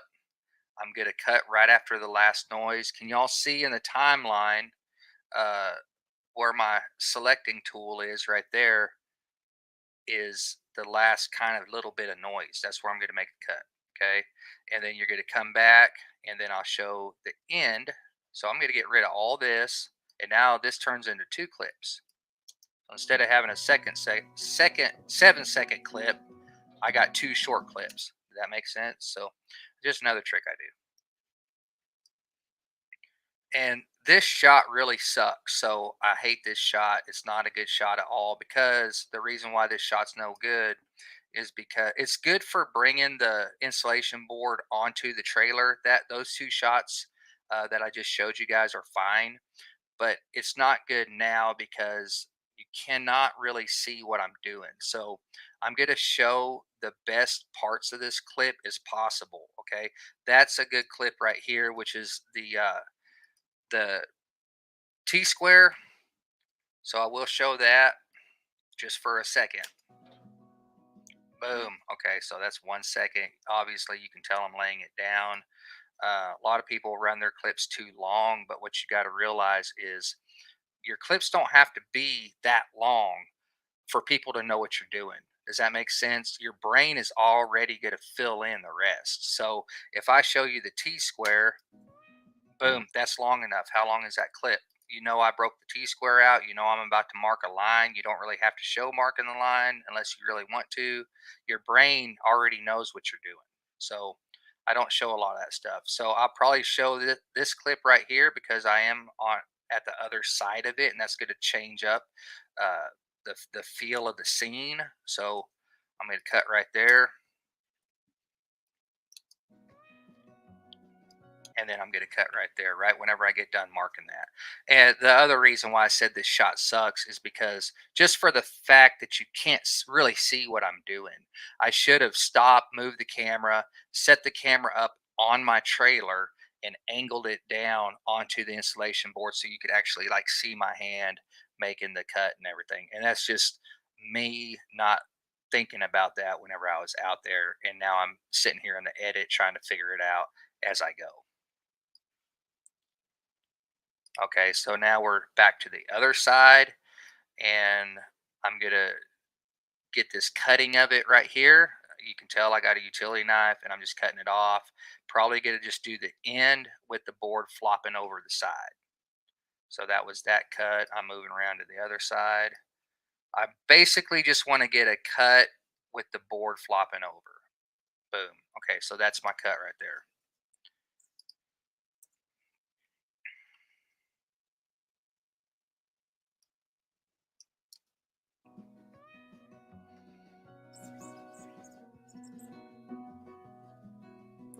Okay. Okay, so I'll show you guys another trick that I do, and then I'm probably gonna have to go pee real quick and leave y'all because I've been here, I don't even know how long, hour and 30 minutes. All right, too much coffee. Okay, so another trick that I do here, where as you can see, I'm over on the right side. I'm gonna move over to the left side, right? Okay, now watch right in between. You can kind of see it's taking a little bit of time, so you're gonna have a slight difference on like lighting and stuff. See how it kind of changes just a little bit? Pay close attention just to like the surroundings and the lighting. It doesn't look that good. So watch. You can see that slight little change or whatever. So um, and also because this cut right here, I'm on the same side as I am right here. So what I'm going to do on something like this is I'm going to transform this shot. Butler Family Farm. Hey, how are you? Thank you for being in here, Little Ridge Farm. Yes, thanks for being in here, guys. If y'all have a question or if anybody wants to jump in here in the studio, click on the link. It's at the top. I'll catch you in the studio and we'll pull you up if you got questions or you got something you want to talk about. So other than that, I'm just going to keep going because I am trying to post this video tonight and this takes me a while. So, and I'm explaining this stuff as I go. So I really need to work on this. Okay. So the next thing I'm going to do on this cut right here is I'm going to transform this cut. So let me show you what I'm doing. I'm going to change this to 50%. I'm going to go and transform here, but I need to cut this first. So right here, I'm going to cut. So I'm not trying to transform this whole entire clip. I'm going to cut that right there. And I'm only going to transform because when you do anything to your clip, I think Adobe's the same way. No, Adobe, you can render later. Final Cut Pro, it renders as it goes. Okay, so generally whenever I get done editing my video, it's pretty much all rendered. So whenever I transform, it has to render that clip, and that just means the computer has to like uh, change that clip up, if that makes sense. So what I'm going to do here is I'm going to bring this in, okay, like so, right like that, okay. And then what that does is since I changed the scene, you're not going to notice that little slight difference in the lighting of the surroundings. So that's how I alleviate that problem. And this is what we end up with. Boom! How y'all like that?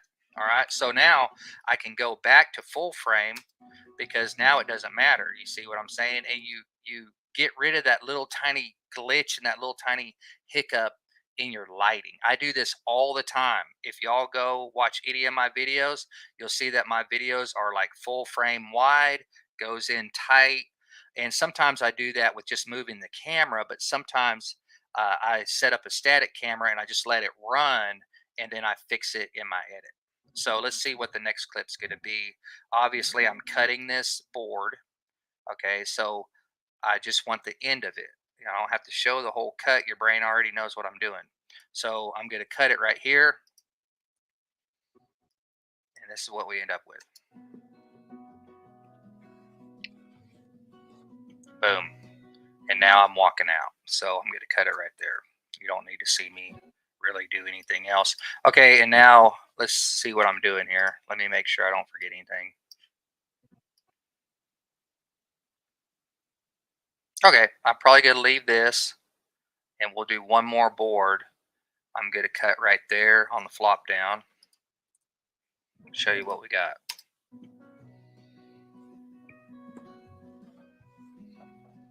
Okay, that's good enough. And then I already know that I'm going to move the camera because I can see that I'm going to walk towards camera. So that's me walking towards camera. I'm moving the camera. Sometimes I show that part, sometimes I don't. Moving on to the next scene. Next scene comes in. You can see I move the camera to now. I obviously, I don't remember a lot of my shooting, what I do, but you can see now, look at the camera angle. I totally changed the camera angle so that you can see the T-square. You can see me cutting it. I can crop in on that. That's a better camera angle. And that's kind of what I wish I would have done on the first board. but obviously I did it on the second one, so that's good enough. In the first scene, or in the first clips of me cutting this board, you already saw me do the T-square. See, there's a T-square. I'm getting it right there. You've already seen that. Okay. You've already seen me do the T-square in these other clips. Oh, sorry, I'm doing the wrong thing. Let me make that a little bit bigger. Which was right there. You've already seen the T-square. I'm probably not going to show the T-square again, okay? Because I try to make my videos move along fast. Okay, I don't show a lot of the same things over and over and over. You know what I mean? So I'm just going to probably cut straight to the cutting of it, it falling off, me finishing the cut, and moving on to something else. That's kind of a good shot right there. I'm fully extended, showing that, so I'm probably going to cut right there, and I'm also going to transform this cut. Boom, right there. I'm going to pull in tight on this. Okay, let's transform that. I'm pull in about right there, and then I'm going to go back to full frame. See how I did that? Boom. Okay, now don't really need to show that part. I'm probably going to just show me grabbing the board and walking off. That's going to be the end of that scene.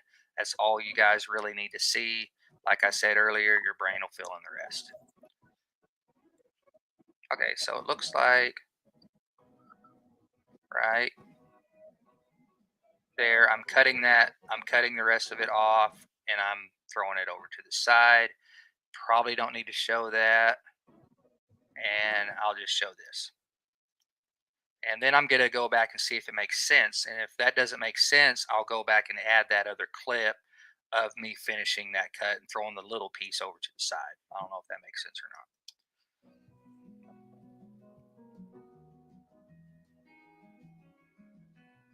Does it make sense? It makes sense. Y'all know I'm cutting it. I'm kind of getting my board, and then that's long enough. And then I'm going to see how long this clip is.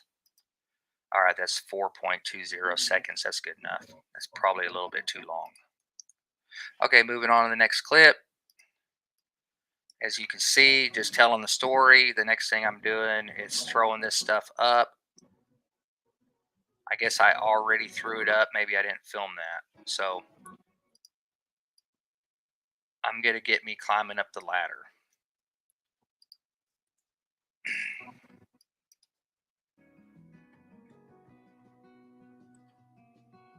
That's good enough.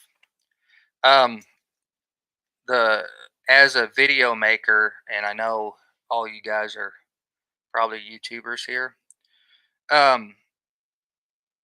Okay, the live is Thursday. Mark, I'm going to write that down.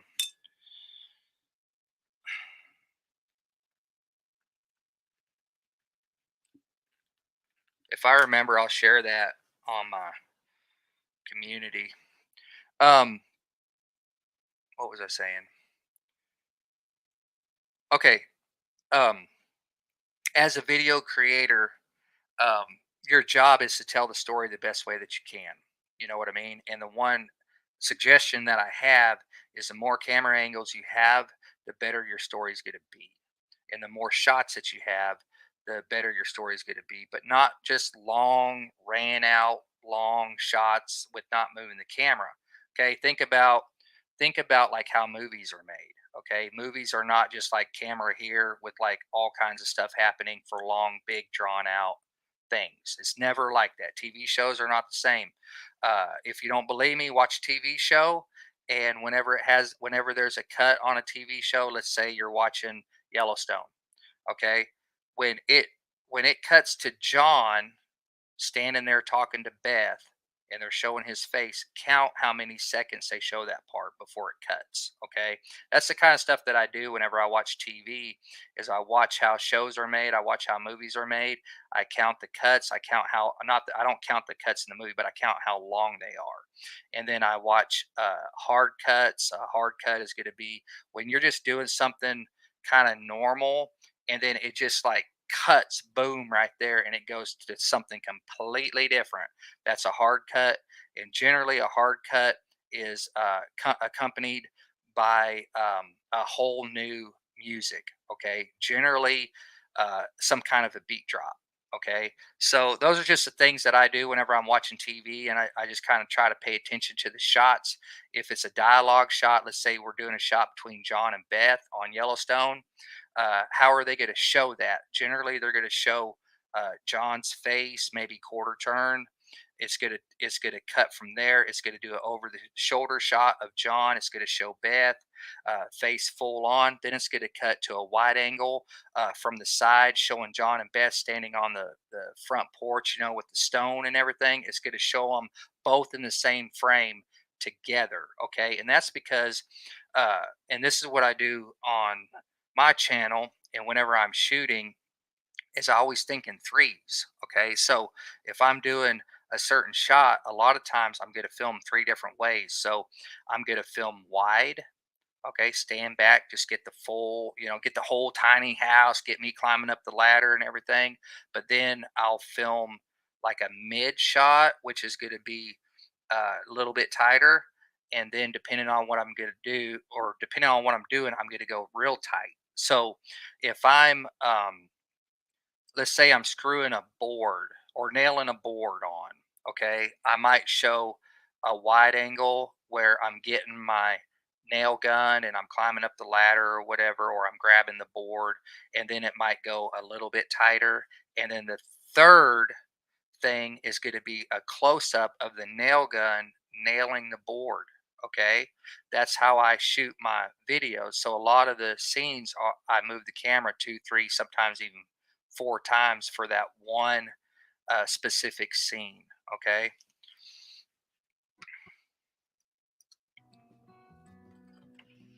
Okay, so this is, I don't know if I moved the camera for a reveal shot. Okay, yeah, and I'll explain that. All right, so I'm getting rid of all of this, and then I'm going right into the next clip, which, as you can see, I set, if you've been following along the tiny house build, you can tell right here that I've got the camera set on the catwalk. Okay, let's see what we got here. I'm climbing up. What did I have in my hand? Okay, so right here, let me full frame this. I don't want to mess this up. Let me see, do I have anything in my hand here? I have something in my hand, but I can't really tell what that is. I think it's my drill.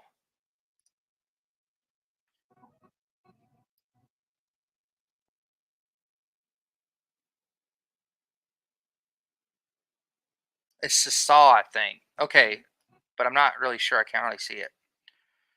Let me give this back to 50. And now I got to find the part, because this is me walking back from setting the camera up and pushing record. So I get rid of all this part, get back to where I was climbing up. Okay, I don't have anything in my hand there. I probably shot that. I probably messed that up, but I'm going to leave that because most people would not catch that. All right, you guys will when you watch the video, because but like, it's just video manipulation. So uh, people don't really pay attention that close. So you end up with something like that. And what this is called right here is, this is called a reveal shot. Okay, so this shot right here is called a reveal shot. And what a reveal shot is you've got nobody in frame, and then all of a sudden somebody comes into frame.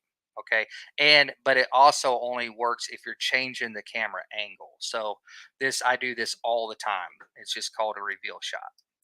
So here we are. I'm too high right here.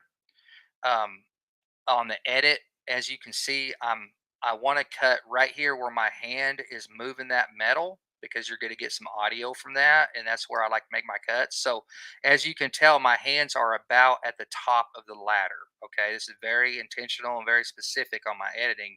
So whenever I go back to this frame, I'm going to I don't know if this is even going to work. I might have screwed this up because in this frame, I don't even see any metal right there. So I'm going to make this frame bigger and see if I did delete the rest of that. I'm going to see if I got that. I don't remember. I don't remember if I did or not. I might have completely screwed this scene up. Let me just shrink that down a little bit.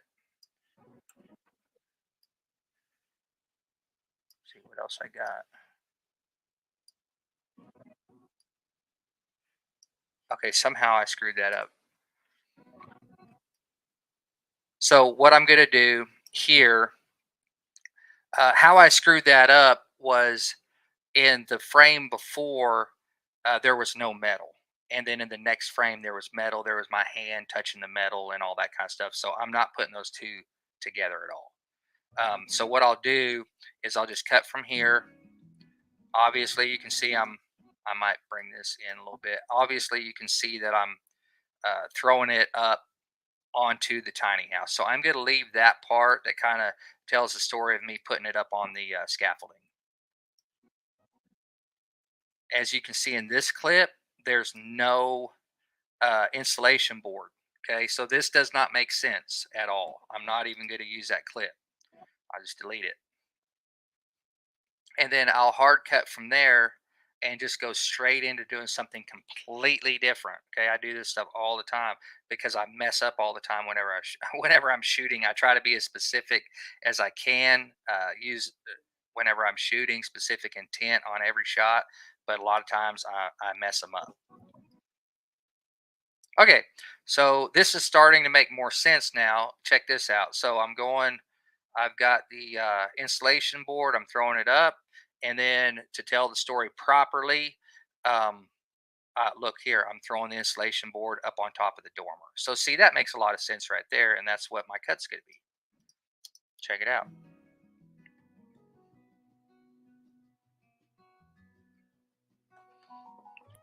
See how that makes a lot more sense.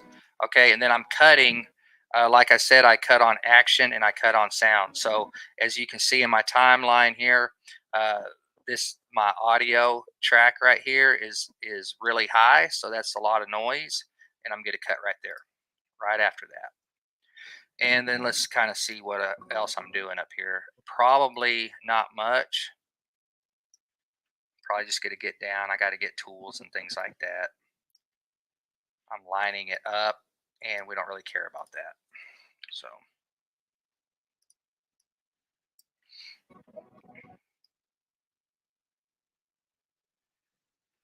okay, so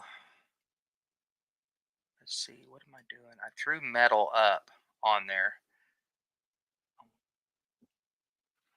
Okay, I need this cut. I didn't realize this was on this cut here.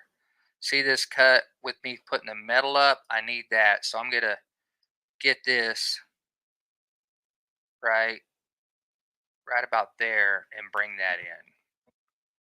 Because I already know on the next clip I have the metal in the scene. So I'm gonna show bringing that metal up.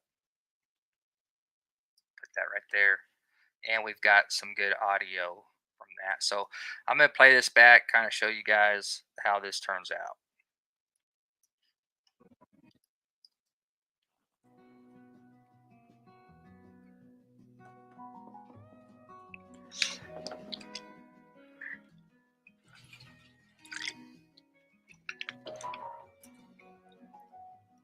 Okay, so I'm gonna cut it right there, and we're gonna go right into changing the camera angle and climbing up the ladder and kind of pushing the metal around. And what I'm doing is getting the metal put into place so that I can screw it down. Okay, so right, I'm not really gonna get that. Sometimes I will, but I already know that it's gonna make my clip too long if I show that part. So I'm gonna get right into whenever I push the metal. Okay, boom, right there. That's gonna be my cut. Show you guys how that turns out.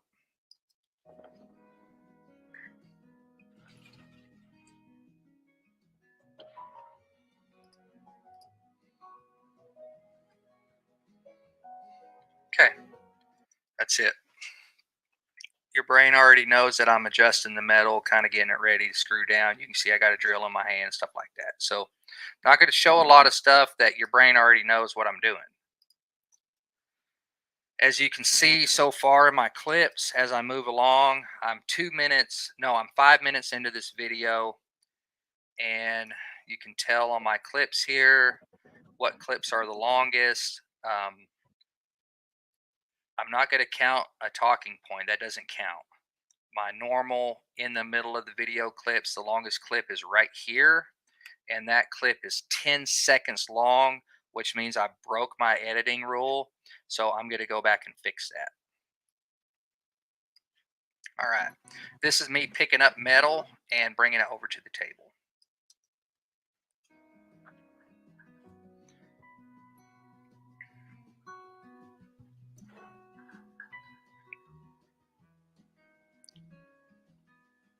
Okay, that's way too long. So I'm going to try to at least cut this down to 7 seconds. I'm really going to try to cut it down to 5, or I'm going to turn it into 2 separate clips. And I'll show you how I do that. So right here, picking this one up, boom, that's really all you need to see. And then I drop that other piece of metal anytime there's something significant like that. Like if I drop something or I trip or something kind of happens, usually that part will get put in. Okay, so I pick it up and I drop it. Okay, so I'll cut to right there, get rid of that.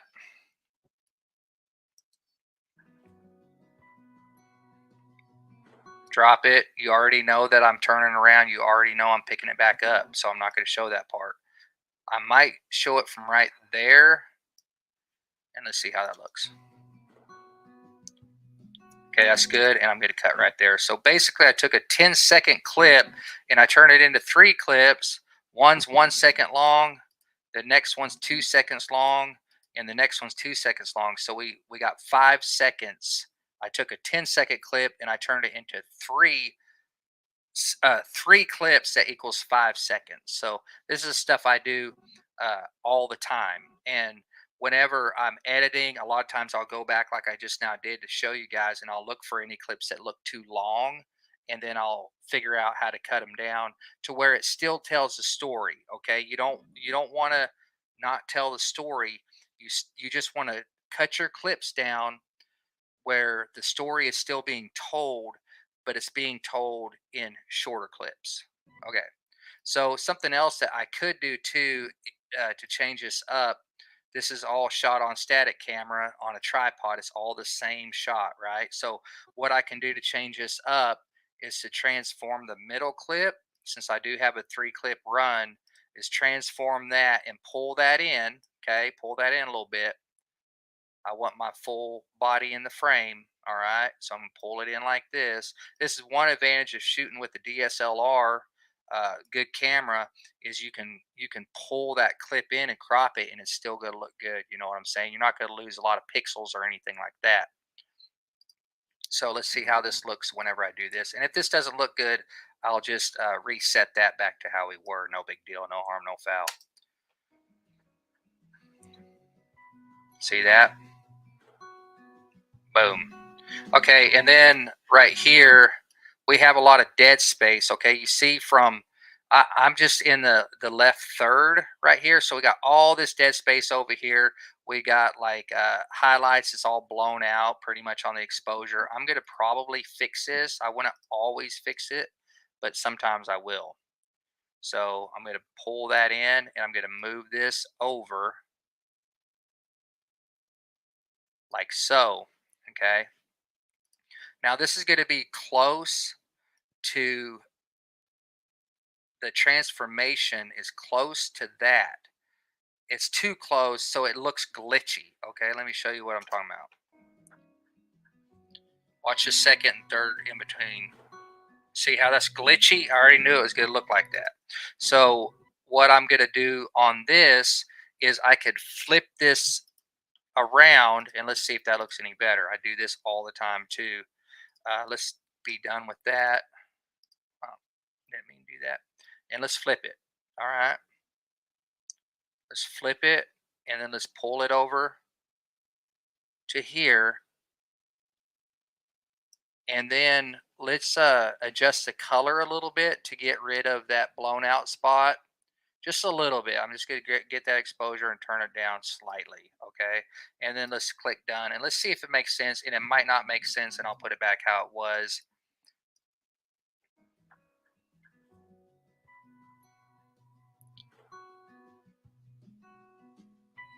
That's fine.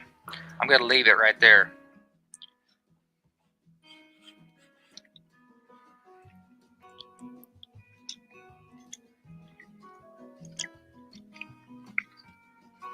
That's way too long. All right, that clip right here is way, way too long. Let me show you. It's this clip here. Come on, computer.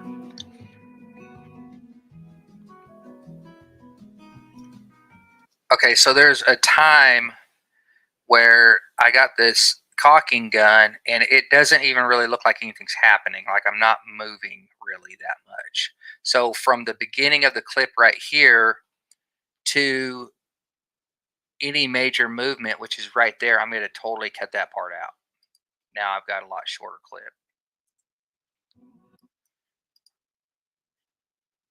I've had a lot of comments, you know, since I've been doing the channel and stuff like that, and you know, emails about editing and things like that, about how I move my videos along quickly. I like how you move them and keep them moving and everything. This is how I do it. You move it along by not having any long clips.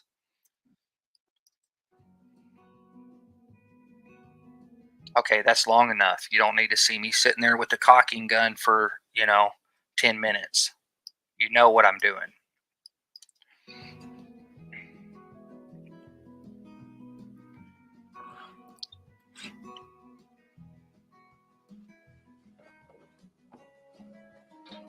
Okay, I'm going to get rid of some of the end of this too.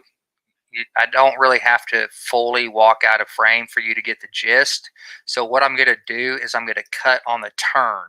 So a lot of times whenever I'm filming, if I got like a piece of metal or I got a board or something like that, as I'm doing it, it's going to turn. I don't know if that makes sense or not, but it's just like a shooting trick that I do just like all the time, because a lot of times I'll cut right on that turn. So right about there is where I'm going to cut.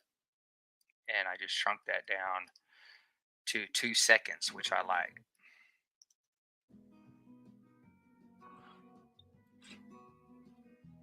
Okay.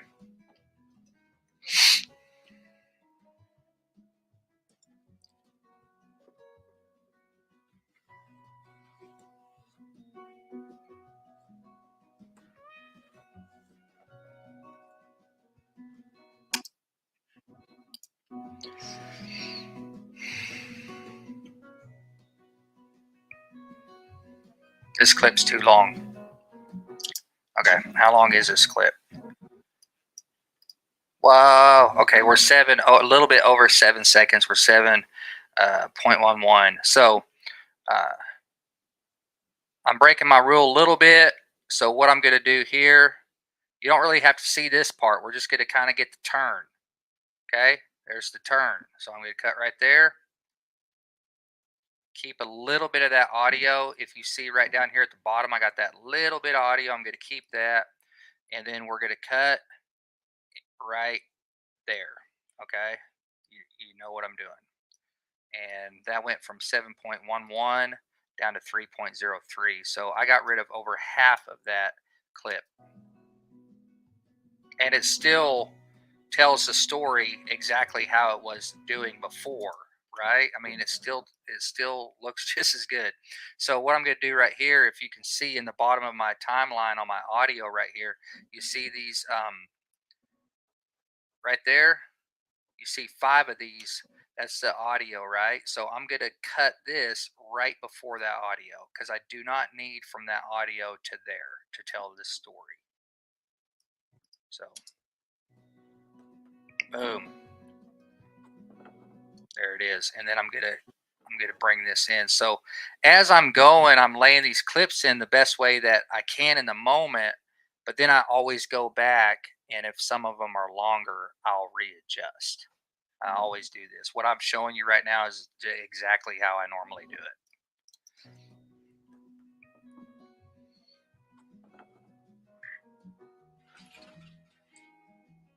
Okay, I can probably get rid of a little bit of this one. This is 6.16 seconds. I think I kept this because I got a little bit of that audio that I liked, but I might get rid of it just to get straight into the action because I have another audio piece right here. And so let's get rid of that and see if it still makes sense. Yeah, it does. Boom and boom. Okay. As you can see, whenever I first cut this, can you see how this audio, here's the loudest part. That's when it's slamming on the top. It's right here. And then you can kind of see how it goes down. And whenever I first cut this, I left all of this right here. So what I'm going to do is I'm going to go back and I'm going to get rid of that. Boom. Okay. So right about there is where I'm leaving it. And now this clip is 4.07.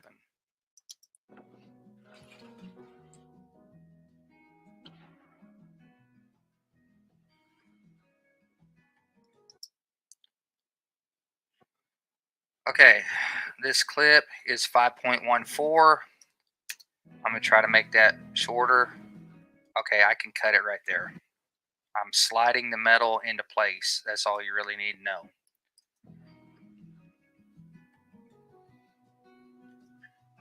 And this is just the rest of the clip. This is kind of where I left off. So I'm getting down, and I'll probably come in straight to some kind of a hard cut from there.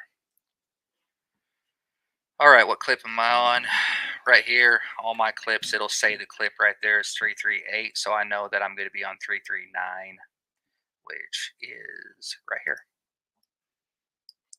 Bring that down and see if this clip's any good. That clip's no good. I shouldn't even brought it down. What am I showing right here? I think I'm just kind of setting up my camera. I don't know what I'm doing right there. I'm getting another piece of metal. That's what I'm doing. Okay, so I'm going to show this part.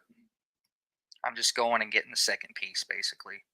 And I'm only going to bring in what I need, which is picking that metal up. So let's bring it in from there. Is there anybody left in here? Paul Arnold, hey, all the way from India. What's up, man? Thank you for being here. I appreciate it. Dog man, what editor should I use to make me better looking? Man, there ain't no editor in the world that can do that, dog man. Anybody else new in here? Okay, thanks for being here, guys. I'm just kind of going over the way that I edit and talking myself through it, talking to you guys, and chatting a little bit.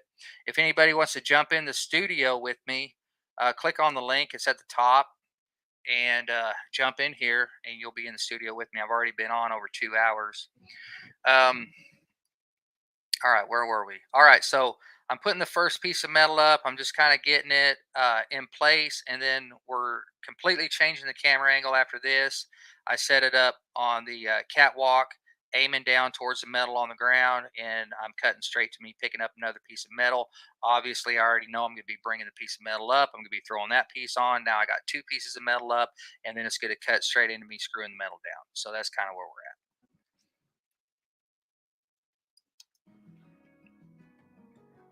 All right, that's kind of far away. I look tiny in that, so I'm going to transform this.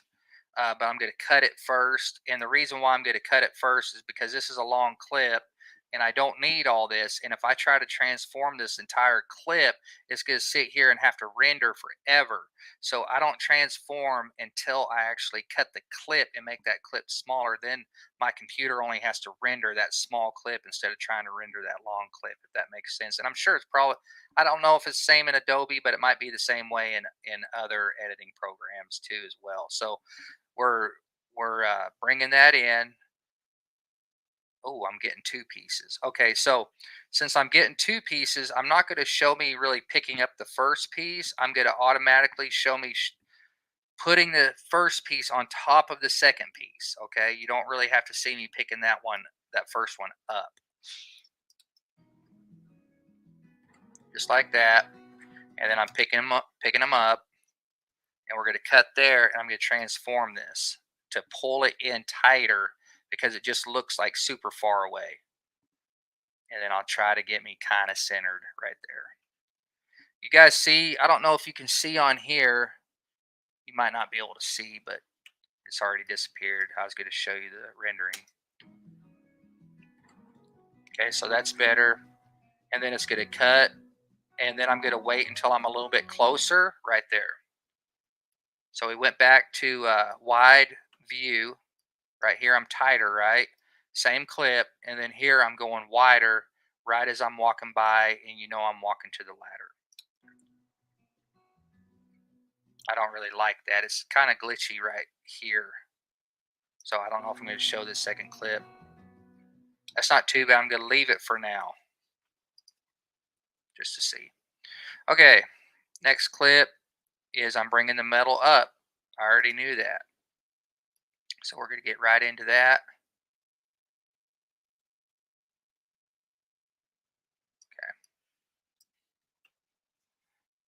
Hey, Mama V, what's up? What's up? What's up?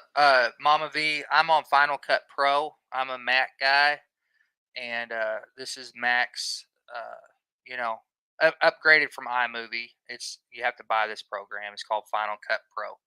All right.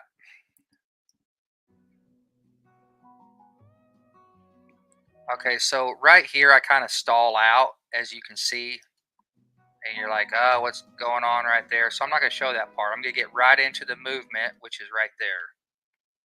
Hey, check it out. I got me a potential spam calling me. Freaking crap happens all day long. I hate it. All right. Moving on. Okay, so probably about right in there. I see I got some audio. Let me see how this looks.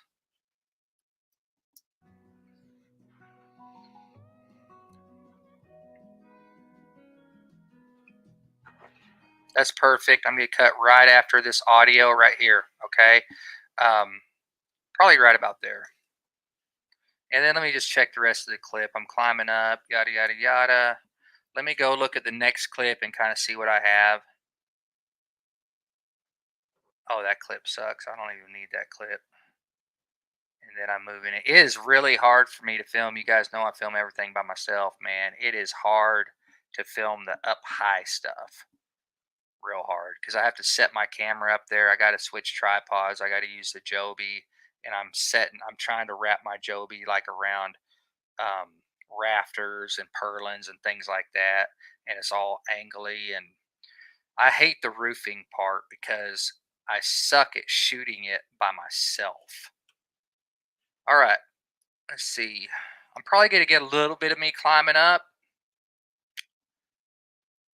I'm always gonna bust my clip right here on action. So I'm like lifting my leg or I'm lifting my arm, something like that. Okay.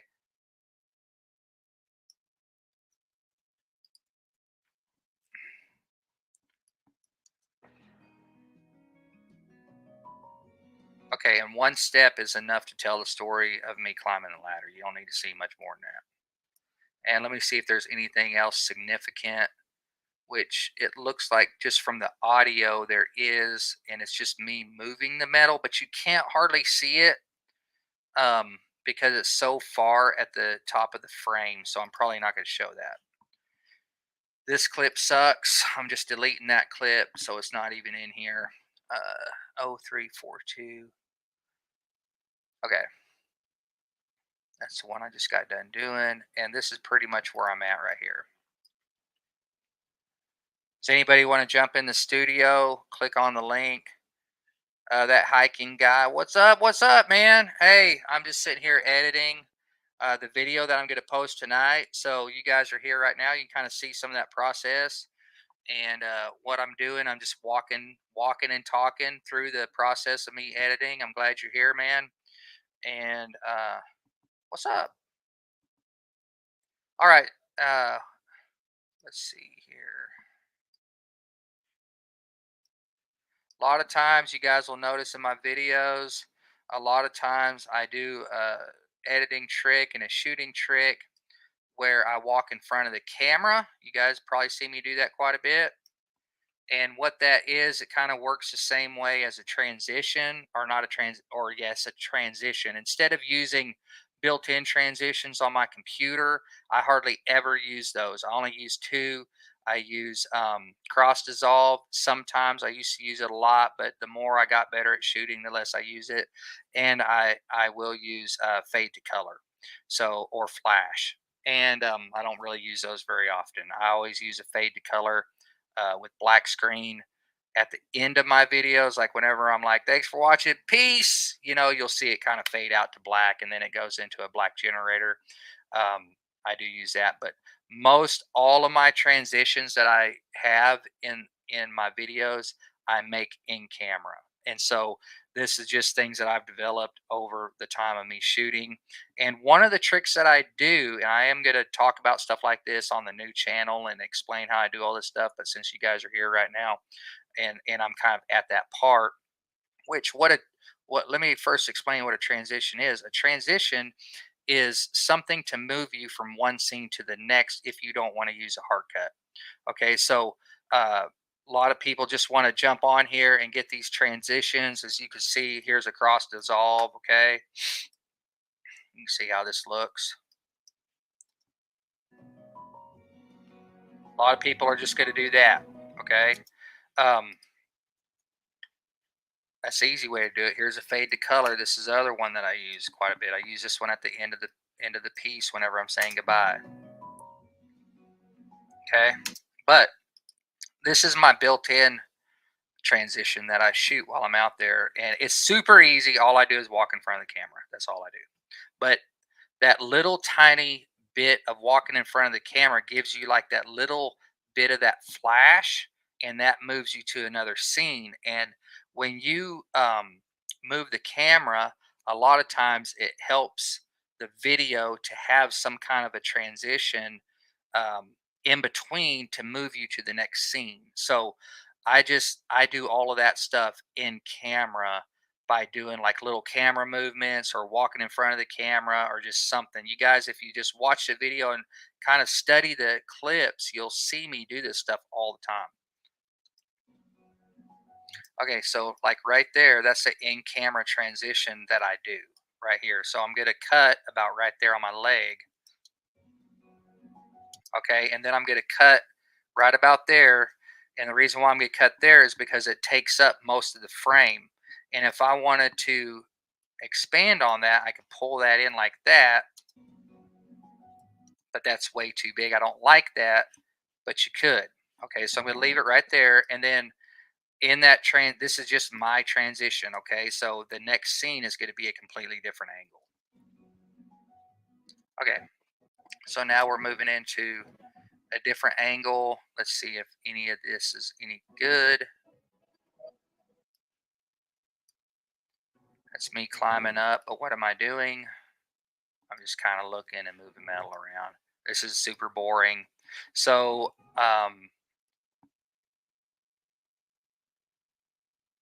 there's me doing the tape measure. I think I'll cut right there. And see, I went from this scene, which I'm on this side of the tiny house, to transition to now I'm on the camera's on the other side of the tiny house, and I'm pulling out my tape measure. Does any of this make sense? Boom. Okay, I don't really like that.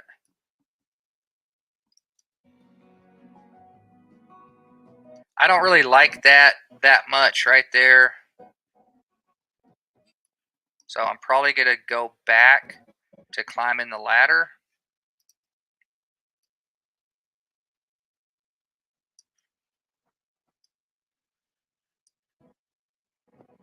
Okay.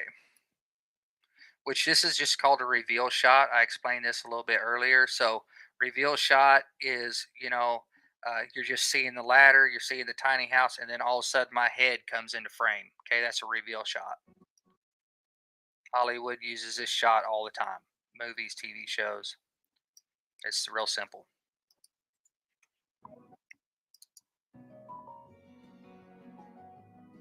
Okay, I don't like that transition that I made, so I'm just going to get rid of that. But I did get to show you how I do it. Okay, it's perfect without that little piece of transition. I do make those all the time. You'll see them in my videos. But in this specific case, it didn't work. Here we go.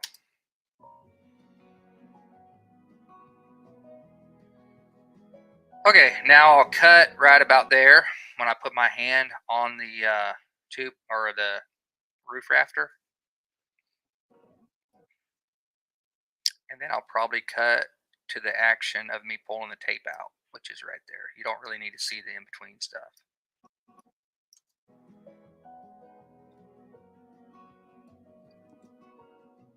Okay, that's long enough. And then I'm getting down, and then I'm moving the camera. Okay, now I'm getting to the talking point. So I probably will show a little bit of grabbing the camera, and that is just my own technique, okay? Because from the very beginning of starting the channel, I have a love for cameras and video and photography and all that stuff. So from the very beginning, I think even like the very first video, I wanted to bring the cameras into my videos. So whenever I'm grabbing the camera, I'm moving the camera, and I'm adding that into my story, that's because I'm showing the work. That's all I'm doing. I'm showing the work. Okay. What do you mean by that? Well, I'm moving the camera. Okay. I'm having to literally stop what I'm doing to get down, to move the camera, and then get back right to where I was before. And that's really all I'm doing is I'm bringing the camera in, I'm showing the camera work, and I'm kind of giving you a small glimpse of the behind the scenes of the shooting aspect of how I make my videos. And that's just touching on who I am as a person. All right. So right about here.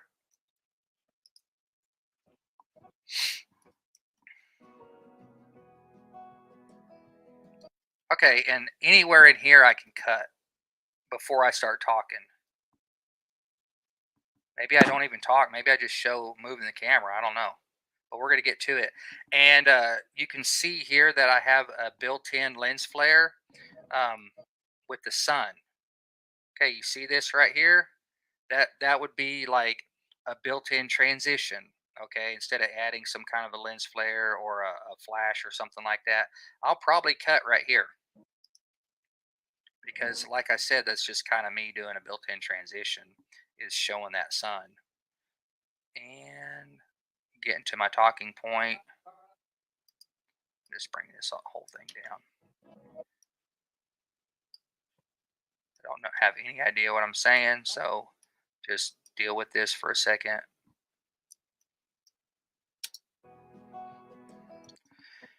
And I need to bring the music down, so I am going to keyframe all of this and drop my music down.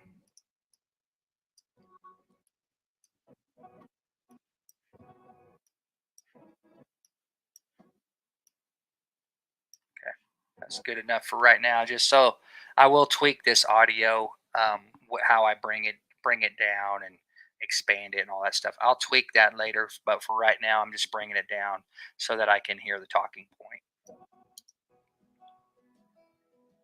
All right, I almost forgot. I still need to put a board right up there on that fascia. I still need to put a board right up there on that soffit, bump that out a little bit, and cut that beam off. So I'm going to do that real quick, and then I can finish this side of the metal. Okay, so that's fine. I have shrunk my talking points down a lot, unless it's a premiere. If it's just a normal video, I've shrunk them down to an opening talking point, at least one middle talking point, and then the end. But sometimes I'll have two. Probably my limit on middle of the video talking points would be three, but probably not going to do three. I mean, that would be like my cutoff. I'm trying to limit them to one or two talking points in the middle of the video. So I do this all the time too. I mess up. I mess up all the time whenever I'm talking to myself on the camera, and I say the wrong words and stuff like that. If I say the wrong thing, I just keep rolling and I just re-say it. You know what I'm saying? So right here in the beginning, you can see that I use the word fascia. Fascia doesn't make sense because I'm not putting the fascia board on. I just said the wrong thing, but I caught myself saying that, so I went back and said soffit, which soffit's the right terminology. All right, I almost forgot. I still need to put a board right up there on that fascia. Okay, so I'm just gonna cut that off. Cut this about right here, and get into the other part. So let's just kind of go back and just see how it all come together.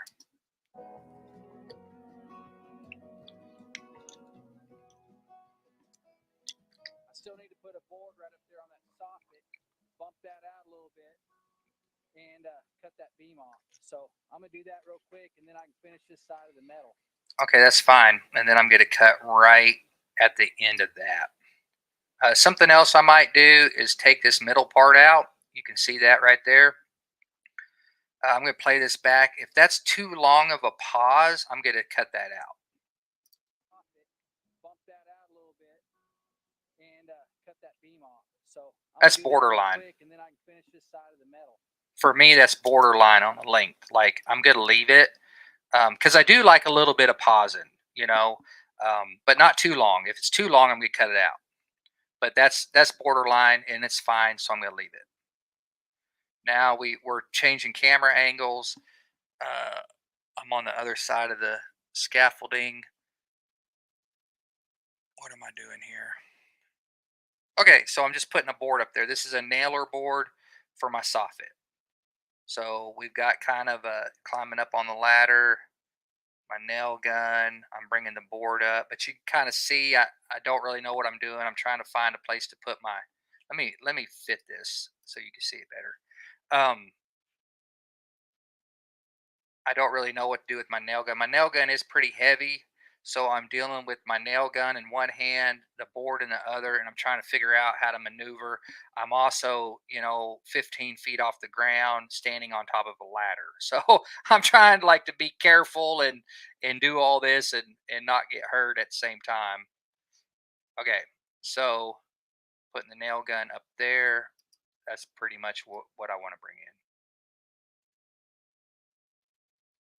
Okay, probably about right there. Mama V, I'm glad you're here. Thank you. I have a bunch of antique cameras and nice modern lenses that my uncle left me. Most is Canon, so no use to me. I have Nikon.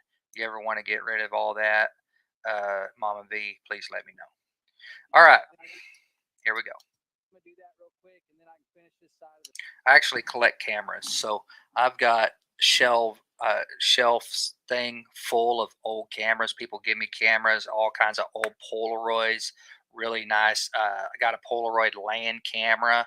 If y'all know what that is, you can look that up on Google, and I love it. So eventually, whenever I build my big log home, I am doing a basement. That is, if we can afford it.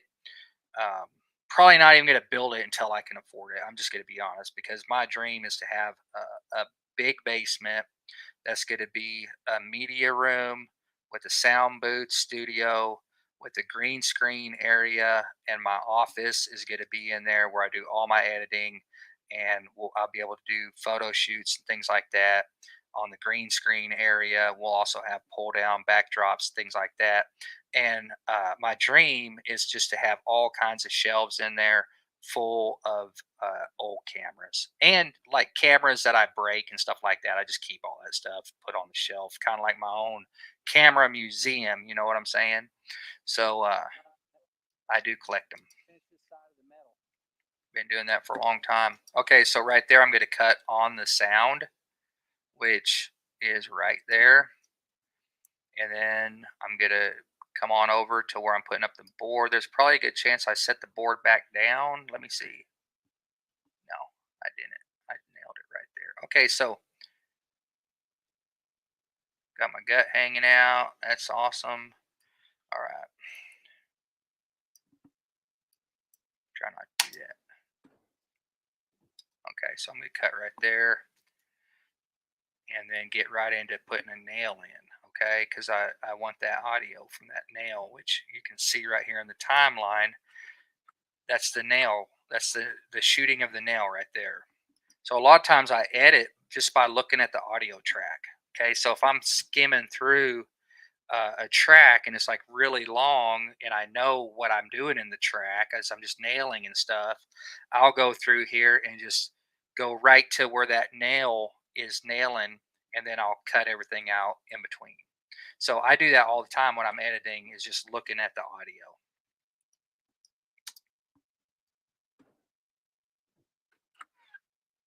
Okay, just like that. And I'll leave one more right here. Mama V, I got a bunch of Nikon stuff too that one of my uncles gave me. Ironically, one of my uncles in California, he was I say professional photographer. I guess he wasn't a professional. He kind of like me. Like he didn't do it to make money. It was a hobby for him, but he was like super, super good at it.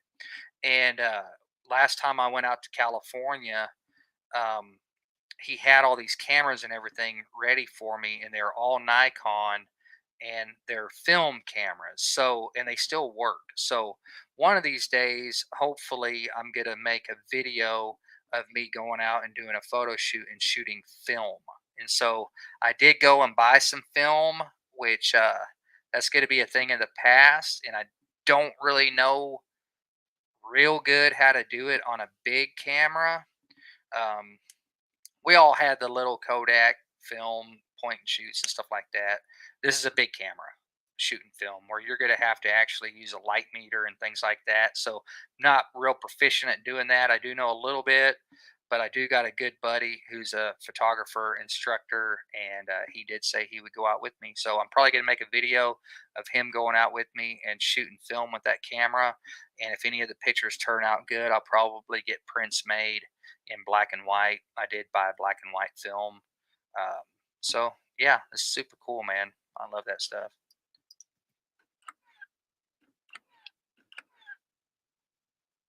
Okay, so that's it. Right after that audio, I'm gonna make that cut.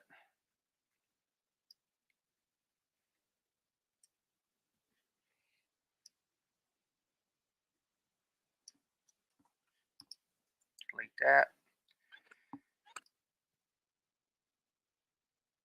These two nails right here, where I'm nailing right here, and then it skips a little space, and then I'm nailing right here. That's not that much of a space, so I might leave that little gap in there. Yeah, I'm leaving that in there.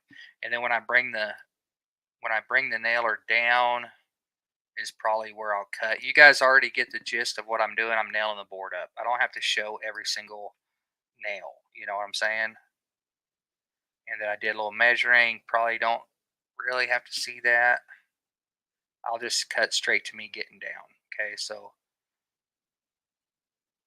maybe let me just show a little bit of the measuring and I'll see if I like it. I'll leave it in there.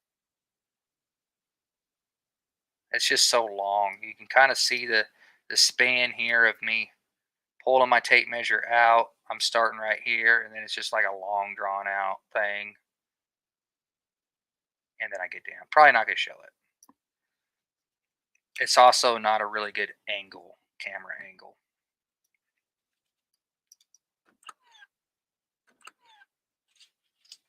Okay, that's what I'm going to show. And then I'm getting down. I don't really have to show myself getting all the way down. You guys get the gist of it. Okay, and then here I'm just walking away, and then I'm coming back in and bringing in another board. So let's see here.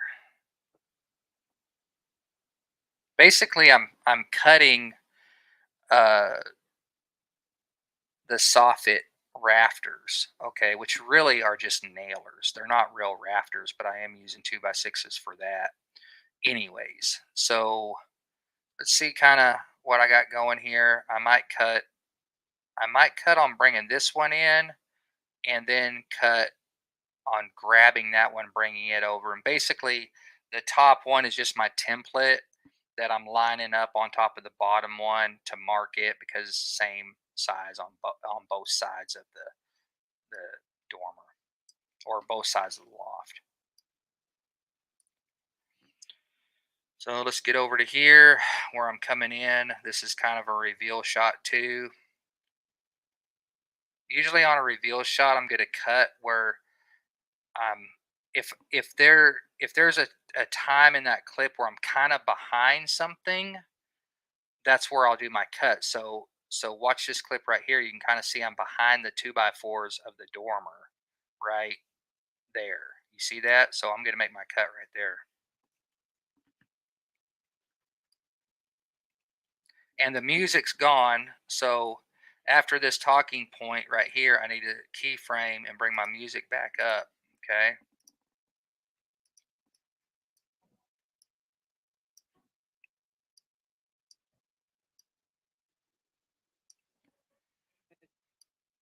I need to straighten the music out on my talking point. I don't want my music waves to be going up and down while I'm talking. I want it to be consistent straight line.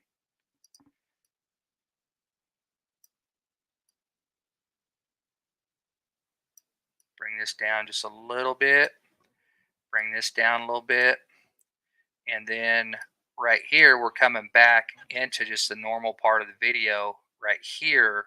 So this is where, right here is where I'm going to bring the music back up. But we're going to start kind of gradually going up just a little bit until we get to this clip, which I'm going to bring my timeline bar over to fade that in right as the talking clip is over. Okay, and I'll show you all kind of what this sounds like. Music fading down, talking point fading back up, and then the music's going to come back up. And another thing that I'll do on my audio is I'm going to come over here, check this audio on the song, and kind of see where I'm at, like how high the volume is. Okay. Okay. And so whenever I come back to working again, I'm going to bring this up. It's the same song. So I'm going to bring it up to about the same volume. Okay. That way I got consistency throughout the song.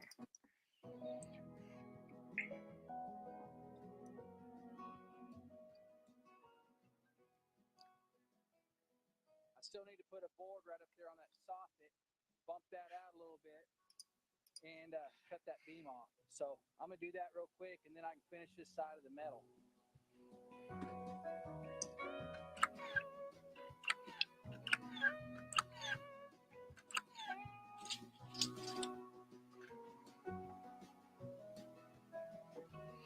Okay, as soon as I set this down, I'm cutting. Okay, right after that audio. See, I just do the same thing over and over. Once you learn all these little techniques, it ain't too hard.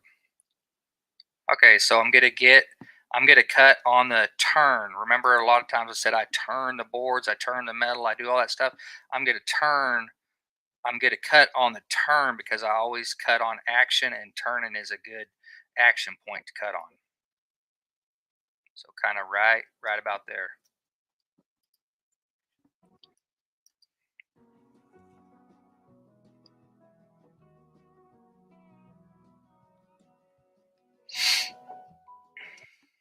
Okay, let's see how long this clip is here.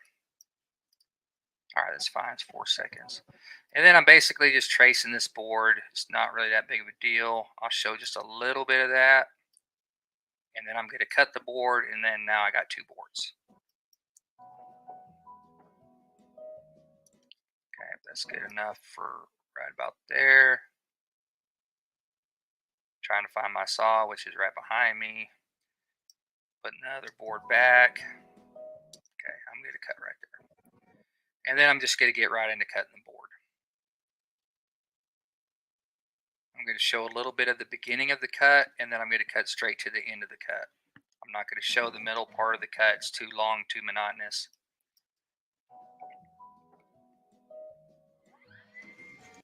Okay, you see the little glitch and the hiccup right here? Does not look good, so I'm going to transform this cut. Something about right in there. And we're going to pull this one in just to get rid of that little glitch I don't like.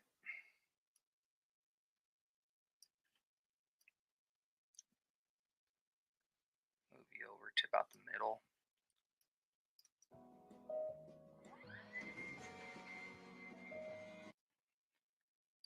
And then we're going to get the end of the cut with the board falling off. I should have moved my camera around to the other side of the scaffolding to get from the right side of me, and then I could have got that board falling off better. But, you know, I move the camera so much, sometimes I just don't feel like moving the camera.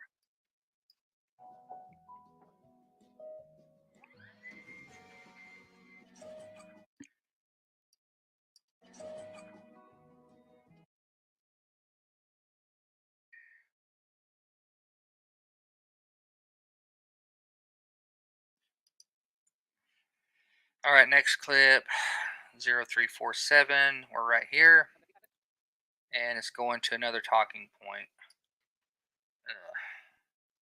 Okay, you see I had a talking point right back here. Where was it? Right here. I usually try to go longer than that before I do another talking point, but let's just see what I'm saying. And sometimes I can just completely delete talking points because it's like I realize later on in the edit that I don't need it. So let me turn this down so that I can see what I'm saying. Guys, my alarm went off, and I'm headed down. Guys, my alarm went off, and I'm heading down to the truck stop because I'm meeting my mom down there. Oh, yeah. Birthday breakfast. Yeah. Don't go away. I got to have this part. We'll be right back. Okay, so that's good. I almost forgot what video I'm making. This is my mom's birthday video, so I got to definitely have this part. Okay. Okay, my alarm. I did have my alarm set. I might come back later and add an alarm sound into this. I don't know. Sometimes I do that just to add a special audio effect.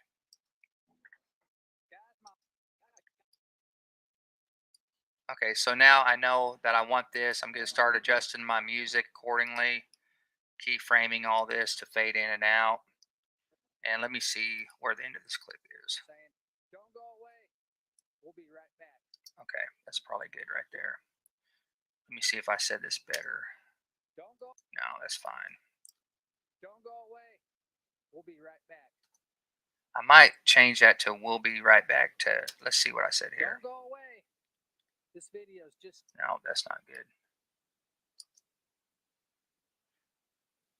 Guys, my alarm just went off, and I'm meeting my mom down at the truck stop for a little birthday breakfast. Don't go anywhere. We'll be right back. Okay, so that's the best one. And guys, I'll tell you, whenever I'm doing talking point, I mess it up all the time. And generally on my talking points, I'll do it 3 times. Okay, because usually the first talking point that I do always sucks. Okay, it's always the worst one.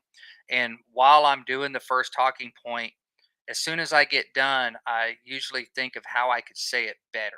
Okay, maybe fewer words, maybe words that make more sense to tell the story. And then I do it again. And then I'll probably mess that up too.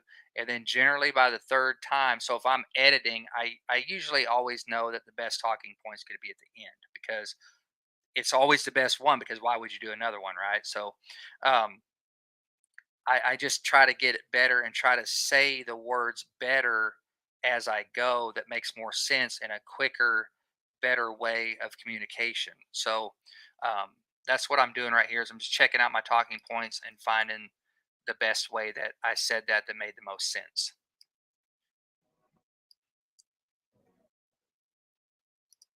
Okay.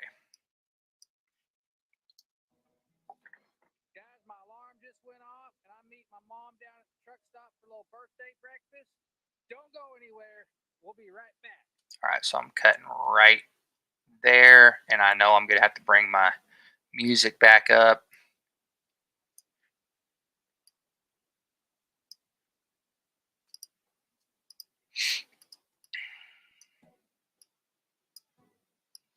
And we're going to drop the next clip. What is the next clip? You can't see it, but it's like getting. Oh, that's my mom. Okay, my camera was broken, and I was showing my mom my LCD screen and stuff is all flopping, hanging there by a wire. I was just kind of showing her that stuff. I might not show this part. It's never done that before. You can't. Okay, yeah, I'm not showing any of that. This is me and my mom just kind of getting set up. I'm setting the camera up. We're talking. And as you can see right here in the edit, this is a trick that I do. We still got him. This is a trick that I do whenever I'm shooting because it helps me in the edit. So I have my own code that I use whenever I'm shooting. If I have 3 black screens in my edit, like little 1-2 second screens, just black, I put my hand over the camera and then I hit record 3 times. 3 black screens indicates it's the start of a brand new video. Okay, start of a brand new video, because I usually use 128 gig SD card, and so I can film a lot of videos on one SD card. And so I do that to indicate this very start of a brand new video. Okay, so uh, one, if I just show one black screen, this isn't black screen. It's just my hand. Same thing. Um, that's going to indicate to me that it's the start of a new important scene. Okay, this is my mom's here. This is important. Okay, two black screens indicates something that I absolutely do not want to forget to put in the video. Okay, so um, some clips are more important than others. Okay, so if there's a very important clip or a talking point or just something that I'm like, don't forget, because I go through my clips so fast. Sometimes I completely miss things that I meant to put in the video, but I forgot to put in the video. And I did that so many times that I just started developing like my own little Morse code, way to basically talk to myself. And so two black screens indicates a very important part. Doesn't have to be a talking point. It could just be something else that's significant. And so a lot of times after two black screens, I'll follow that up with a video clip of myself talking to myself in the editing booth. And I might say something like this. Okay, so don't forget the last scene. That's the part where you are going to try to do the cloning effect, and the next scene after this is going to be the first scene of the cloning effect, which is going to be just number one. And then after that, we're going to get into the second half of the cloning effect. Okay, so that's a very significant part that I'm being very intentional that I want to bring into the video, and that's going to be noted in the edit by two black screens. So that's why you see my hand over the camera. It's just one clip because this is an important talking point. My mom's here, and the video is completely changing up. So that's why you see that part.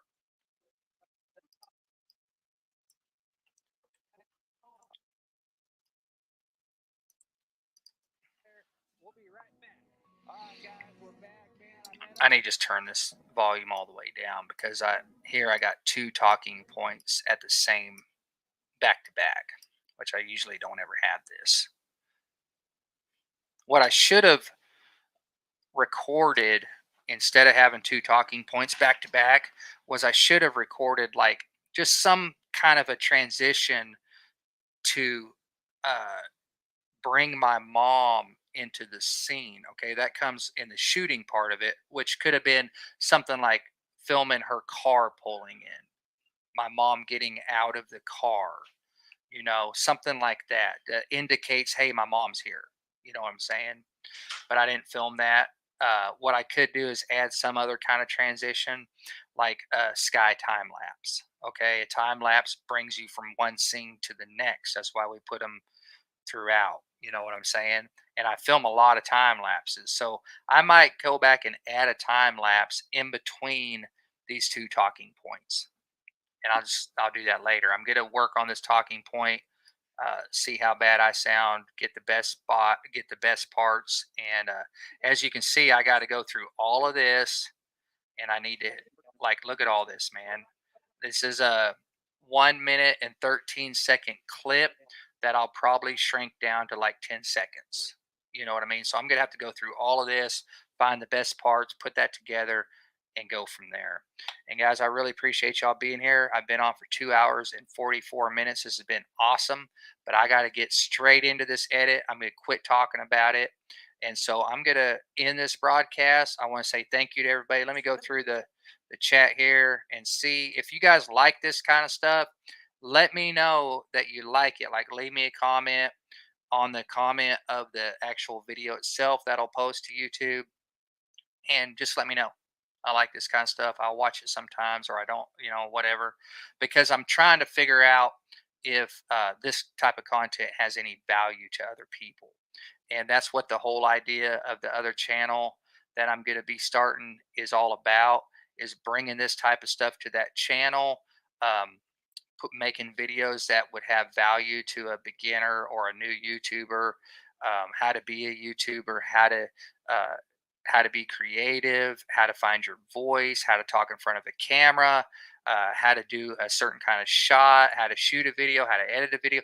All that stuff that we all do as YouTubers is going to be on the new channel. So this is me kind of trying to start that out. I really appreciate all of y'all being here on the chat and everything and saying hi. I was really surprised that I did have as many people chiming in as what we had. We even had a couple people come up on the studio earlier in the broadcast, and that was a whole lot of fun.